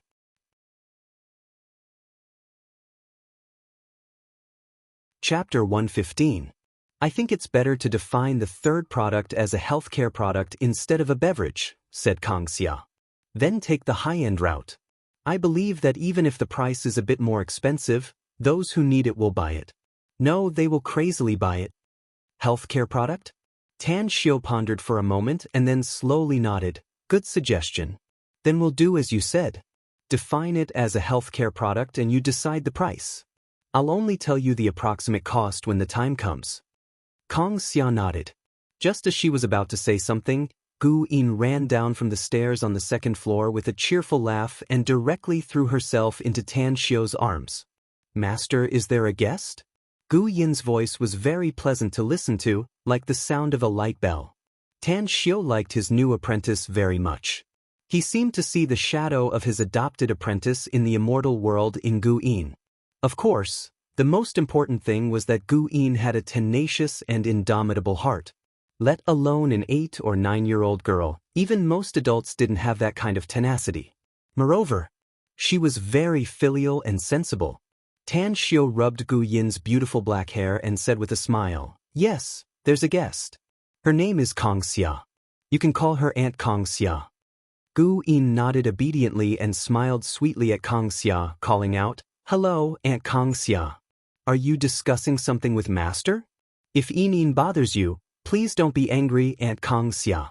Yin will immediately go upstairs. Kong Xia looked at Tan Xiu and Gu Yin with a strange expression. She didn't expect to see Tan Xiu's apprentice here. However, she rarely saw such a sensible little girl, so she shook her head and said with a smile, "You're Yin, right? It's all right. Your master and I are almost done talking." After saying that, her eyes then shifted to Tan Xiu and curiously asked, "Boss, how many apprentices do you have?" "Just 2, said Tan Xiu. "What did you teach them?" asked Kong Xia. "I can teach a lot of things, many of which you can't understand, so don't ask," said Tan Xiu calmly. "If there's nothing else, you can leave." Expulsion order? Kong Xia didn't know whether to laugh or cry as she looked at Tan Xiu. She was the dignified beauty Kong Xia, a legend in the business world. Countless people couldn't wait to spend more time with her. Why was he being asked to leave today? Furthermore, "I've been here for a while, but I haven't even had a cup of tea, right? This boss, what a weirdo." Kong Xia muttered a few times inwardly. She then got up and said, "Then I'll take my leave first. I'll contact you if I encounter something I can't solve or something important in the company." Tan Xiu nodded and watched Kong Xia leave. Then he asked Gu Yin with a smile, "Did your mom go out to buy groceries? Why didn't you go with him?" Gu Yin smiled and said, "My mom said that my body has just recovered and told me to rest at home. Also, I don't want to go. The cultivation technique you taught me is really interesting. I tried a few times today, and I felt the kind of qi activity you mentioned. It's just that those auras are too mischievous. I can't control them even if I leave first." Tan Xiu was surprised and said, "You've already felt it? So fast?" Gu Yin was confused and said, "Is it that fast? I thought I would be able to feel it when I just tried it." Tan Xiu touched the bridge of his nose as a wry smile appeared on his face. Other people who just started cultivating would need several months to feel the qi activity. Yet, this precious apprentice of his could actually feel it in just a day. This twin meridian ice phoenix holy physique was really heaven-defying. Yin, you must remember not to be too hasty in your cultivation. Now that you've felt the qi activity, try it slowly. Tell me when you can control it." Tan Xiu exhorted. Gu Yin laughed and said, "I'll remember it, master." Tan Xiu patted her small head and said, "Go play. I'm going out to do something later. That's right. When your mother comes back, tell her that I won't be having dinner at home tonight. Also, if there's any express delivery from the property management office, ask your mother to sign it for me." "All right, rest assured, master." Gu Yin smiled and ran away. For more than 2 years, she almost never smiled. Even if she did, it was because she didn't want to make her mother sad. She forced herself to smile and squeezed out a smile. In her heart, aside from her mother, the person she felt closest to now was Tan Xiu. She had learned a saying before, "A teacher for a day is a father for life." She no longer had a father, so in her heart, she regarded Tan Xiu as her father. Half an hour later, Tan Xiu left the villa complex. He learned from Banzhou that Su Shangwen had borrowed money from his mother, so he was somewhat worried. Therefore, he decided to personally go to the restaurant to have a look. If Su Shangwen dared to go to the restaurant again, he wouldn't mind giving Su Shangwen some painful lessons. The restaurant operated by Su Lingyun had been expanded and was now not small. Because there were too many guests, the second expansion was carried out some time ago. Now, the entire restaurant could accommodate 80 tables of guests at the same time. When Tan Xiu arrived, it was still not the time for dinner, but there were still many guests eating in the restaurant at this time. Nearly all the waiters in the restaurant knew Tan Xiu. Upon seeing Tan Xiu's arrival, they all smiled and greeted Tan Xiu. "Boss, you've come." Banzhou, who was working in the restaurant, eagerly ran over. "Where's my mother?" asked Tan Xiu. Banzhou said, "Big Boss is calculating the accounts. I just sent her some tea and found that she seemed a bit distressed." "Is it because of Su Shangwen's matter?" asked Tan Xiu with a frown. "It should be." Banzhou forced a smile. "About 10 minutes before you came, Su Shangwen's wife left the restaurant. That woman is really hateful. She initially begged Big Boss for help, But later on, she tried to goad Big Boss into persuading you to help build a bridge between Su Shangwen and the Long Group. Tan Xiu raised his brows. Thinking of his cheap aunt's face, he couldn't help but feel sick inside. He gently patted Banshou's shoulder and strode toward the office inside. Creak! The door was pushed open by Tan Xiu. When he saw his mother sitting at the desk and calculating the accounts with a distressed expression, he secretly sighed inwardly. He then walked inside and said, "Mom, are you busy?" Su Lingyun looked up. When she found that it was Tan Xiu, she immediately got up and asked with a pleasantly surprised expression, "Son, you've come back from outside the city. Your teacher in charge, Miss Han, told me that you're going to participate in a subject competition in another city for a week. I was counting the time this morning. You should be back soon too." Tan Xiu didn't want to deceive his mother, so he immediately changed the topic and said with a smile, "I also want to come back earlier, so I hurried back after finishing my business." "Mom, I noticed that your hair has turned white recently. Is it because running this restaurant is too tiring? If you're tired, just hand over the work to your subordinates. Your health is the most important." Su Lingyun's heart warmed after hearing her son's words. She dotingly patted Tan Xiu's arm and said with a smile, "Mom isn't tired. Our family situation has just improved, so I have to make more money while I can still work. I'll save some money for you. Not only will you go to college later, but you'll also have to find a wife, buy a house, and buy milk powder for my future grandson. Mom will help you earn it all." "You're really thinking far ahead." Tan Xiu was at a loss whether he had to cry or laugh. "Considering my son's future is what I should do as a mother," Su Lingyun said with a smile. "That's right, son. How was your exam this time? Did you get a good rank?" "Not bad. The school's leaders are quite satisfied," Tan Xiu said with a smile. "Mom, I just saw you doing the accounts. How come you're doing it in the daytime? I remember that you used to do it at night."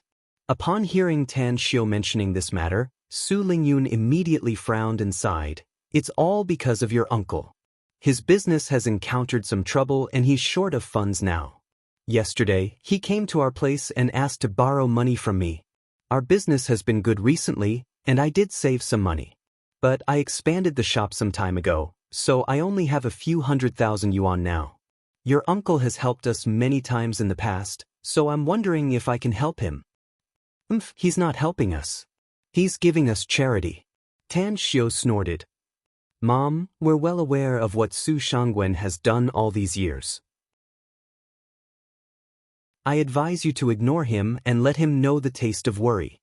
Su Lingyun hesitated for a moment and said with a wry smile, "Even if you don't say it, how could I not know? But, no matter what, he is still your biological uncle and my biological older brother. Sigh, what an ill-fated relationship. Mom, if some people don't learn a lesson, I'm afraid they'll never repent." Tan Xiu said. "Besides, our ability is limited now. Even if we want to help him, we're powerless. I think it's better if you don't take out this money. Otherwise, he'll definitely think that you're giving him charity. Not only will he not appreciate it, but he'll also think that you're heartless." Su Lingyun looked at Tan Xiu in a daze. She didn't expect that her son could see it so thoroughly. She did give 100,000 yuan to Su Shangwen yesterday, but Su Shangwen despised her. Not only did he not appreciate it, but he also cursed her. Now that she thought about it, she felt wronged. Could it be? I really shouldn't help Su Shangwen? But if I don't help him, how can he get through this difficult time? Looking at his mother's appearance, Tan Xiu knew that he had persuaded her, so he persisted and said, "Mom, our family's assets are not enough to fill the gap between Su Shangwen's teeth. It's like trying to put out a burning cart of firewood with a cup of water. He's been running his business for so many years. Not only has he accumulated a lot of wealth, but he also has a lot of connections. If he's really short of money, why would he run to us to borrow money? He's very clear about our family's situation. I think he wants to borrow money to humiliate you. If he's short of money, he would have borrowed it from his friends." Su Lingyun opened her mouth, but she didn't know what to say. Chapter 116. The more Su Lingyun thought about it, the more she felt that her son's words made sense. Others might not be clear about her family's affairs, but Su Shangwen was very clear about it. Even if the business of her family's restaurant was good recently, it was still just a restaurant after all. Saying that it was a restaurant was just a nice thing to say. But to put it bluntly, it was just a small restaurant. How much money could it earn? With such a big business, would he really be short of money? After thinking about it, Su Lingyun firmly nodded and said, "Son, studying is really good. Your mom hasn't read many books, and her cultural level is not as good as yours. What you said makes sense. It seems that Su Shangwen didn't come to our restaurant to borrow money, but to humiliate me. Don't worry. I'll never lend him a penny in the future."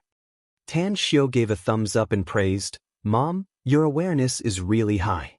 I was really afraid that you couldn't figure it out, so I was going to spend more time talking to you." Your mom is the kind of person who doesn't understand things, huh? Su Lingyun smilingly scolded. "No, absolutely not," said Tan Xiu with a smile. "If anyone dares to say that, I'll beat him to the point that he has to look for it all over the floor. Then, do you still want to settle the account?" Su Lingyun shook her head and said, "Since I've already figured it out, why would I still settle the account? Son, you just came back, right? Are you hungry? Mom will personally go to the kitchen to cook something delicious for you. The food outside is not as good as the one at home." "I also have the same feeling. No one in the world can cook better than my mom," Tan Xiu said with a smile. "You're talking nonsense." Hearing Tan Xiu's words, Su Lingyun was overjoyed, and her smile became more and more brilliant. Soon after, 4 dishes and a soup were brought to a private room. Tan Xiu called Su Lingyun to accompany him to eat. The mother and daughter chatted for a while before Tan Xiu was ready to leave. Bang bang, someone knocked on the door, and then Nail pushed the door open. After greeting Tan Xiu, he whispered, "Big boss, Su Shangwen's son is here. He's wandering in our hall." Su Lingyun asked in confusion, "What is he doing here?" Su Lingyun did not have the slightest favorable impression of her nephew. If he hadn't framed his son and accused him of stealing 3,000 yuan from his family, she wouldn't have been humiliated in public and even caused her son to be injured. Tan Xiu stood up and lightly said, "I'll go out and take a look." Su Lingyun quickly said, "Son, although I don't like Su Xiangfei, don't go overboard. Speaking of which, he is after all." Tan Xiu interrupted his mother and said in a deep voice, "I know what you want to say, Mom. I can let him go, but our restaurant doesn't welcome him. Don't worry. I know what I'm doing." Su Lingyun nodded, but she was still a bit worried. She followed Tan Xiu out of the private room.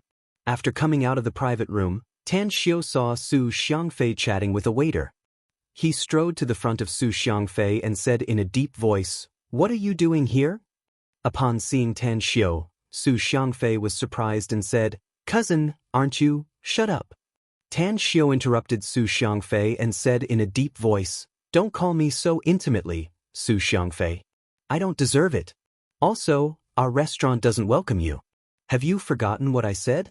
If you dare to come here, I'll beat you up every time I see you." Su Xiangfei shrunk his neck. Although he was full of resentment toward Tan Xiu, he recalled what his father had told him. He immediately squeezed out a smile and said, "Don't be like this, cousin. We're family, and quarreling is our own business. I was indeed in the wrong before, but you've always been a magnanimous person, so don't bother about the past with me." Tan Xiu sneered and said, "Don't put it in such a nice way. Your family is your family, and mine is mine. I can't afford to climb up to you. Now, get the hell out of here, or else I'll have someone beat you out." Immediately, Dingzi and the others aggressively surrounded Su Xiangfei, looking like they would beat Su Xiangfei as soon as Tan Xiu gave the order. Su Xiangfei's expression turned extremely unsightly. He looked at Dingzi and the others, and then looked at Tan Xiu's frosty face. Finally, he was scared and retreated a few steps back. However, when he saw Su Lingyun, he quickly shouted, "Auntie, I'm your nephew. You won't drive me away, will you? I know it was my fault before, but I won't do it again." Su Lingyun's heart softened. Upon hearing Su Xiangfei's words, she suddenly looked hesitant. Tan Xiu shouted with a deep voice, "Dingzi, you guys beat him out for me." Remember, as long as you don't beat him to death, I'll take responsibility for breaking his arms and legs. All right. Ding Zi and the others rolled up their sleeves and were ready to take action. Su Xiangfei's pupils shrunk. Without waiting for Su Lingyun's answer, he turned around and rushed out of the restaurant. Last time, he was injured by thugs at school and had to be treated in the hospital for several days before being discharged. He didn't want to spend the rest of his days in the hospital bed. Ha! Everyone looked at Su Xiangfei's fleeing back and suddenly burst into laughter. Several waiters who knew Su Xiangfei's family's moral conduct gathered together and ridiculed him. Su Xiangwen is not a good guy, and his son is a coward. Our little boss is just scaring him. I never thought he would be so easily frightened. Alas! How could our boss have such a nephew? What a disgrace. A handsome young man turned out to be a coward. I really don't know if his head was squeezed by the door or something. He clearly knows that he won't be treated well here, but he still wants to be slapped in the face.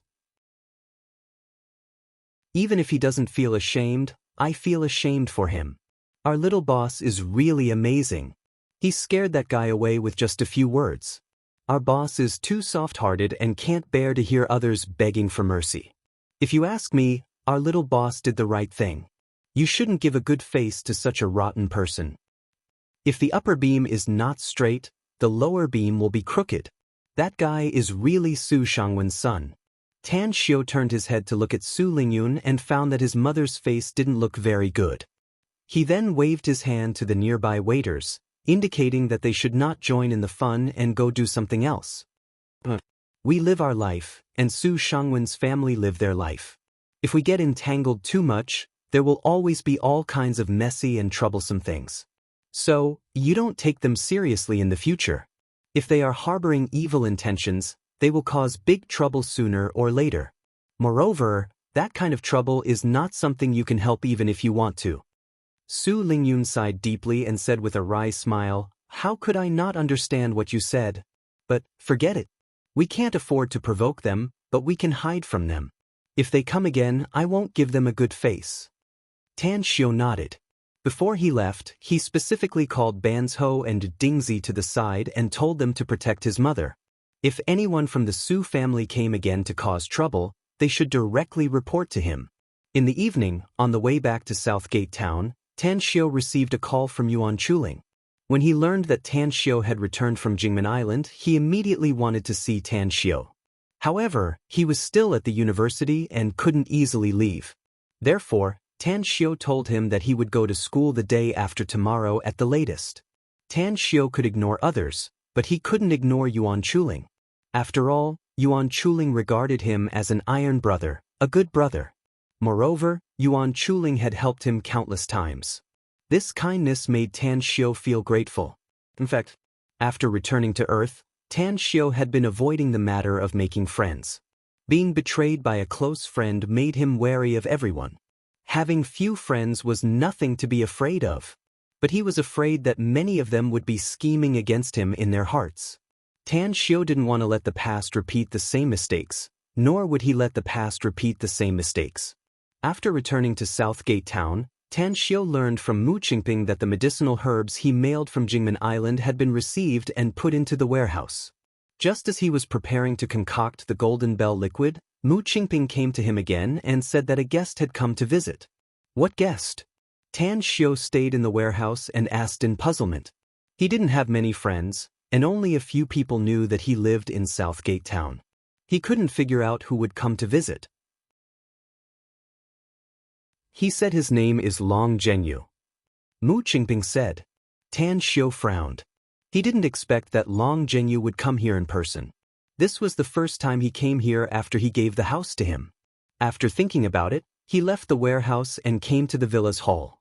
He saw Long Zhenyu sitting on the sofa and drinking tea. "Why are you here?" Tan Xiu walked to the opposite side of Long Zhenyu and sat down. Long Zhenyu said with a smile, "I heard you came back, so I came to have a chat with you. How are you? Are you used to living here?" "Not bad," Tan Xiu said lightly. "Not bad?" Long Zhenyu secretly smiled wryly inside. If others were to get such a king's villa, they would have long laughed their teeth off. But when it came to Tan Xiu, It turned out to be not bad. Brother Tang, there's something I want to talk to you about this time. Tan Xiu said, if you have something to say, just say it. I have something to do later, so I don't have much time. Long Zhenyu nodded and said, thanks to you, I don't know where Kang Xia heard about me. So when she couldn't find you, she contacted me many times. I didn't expect that you would really take Kang Xia as your subordinate. Last night, my dad looked for me and talked a lot. He wanted me to ask you if my Long family can give us a large sum of money so that we can have more shares. Impossible. Tan Xiu directly shook his head and said. Long Zhenyu rolled his eyes and snappily said, I knew it would be like this. Since you don't want to, then forget it. Are you done? Tan Xiu said. If so, I won't keep you any longer. Long Zhenyu quickly said, please don't mind me. I haven't entered the main topic yet. As a matter of fact, the main purpose of me looking for you today is to cooperate with you. I recently developed a new project. As long as you can help me draw a design, I'll give you 10% of the shares. How about it? Tan Xiu raised his brows and asked, what project is it? Quiet Night has never worked so hard before. Although it's very hard and tiring, Quiet Night feels that it's all worth it when he thinks about the support of so many brothers and sisters. I've been working hard for 2 consecutive days, so I ask all the brothers and sisters to throw their monthly tickets to Quiet Night. You're tuning in to the Passion Pages YouTube channel. We're so grateful for your support, and don't forget to subscribe to join us on this incredible journey through captivating stories. Your generosity through donations truly makes a world of difference, as it's the primary source of revenue that allows me to expand and enhance this channel for you. Thank you from the bottom of my heart for being a part of this adventure.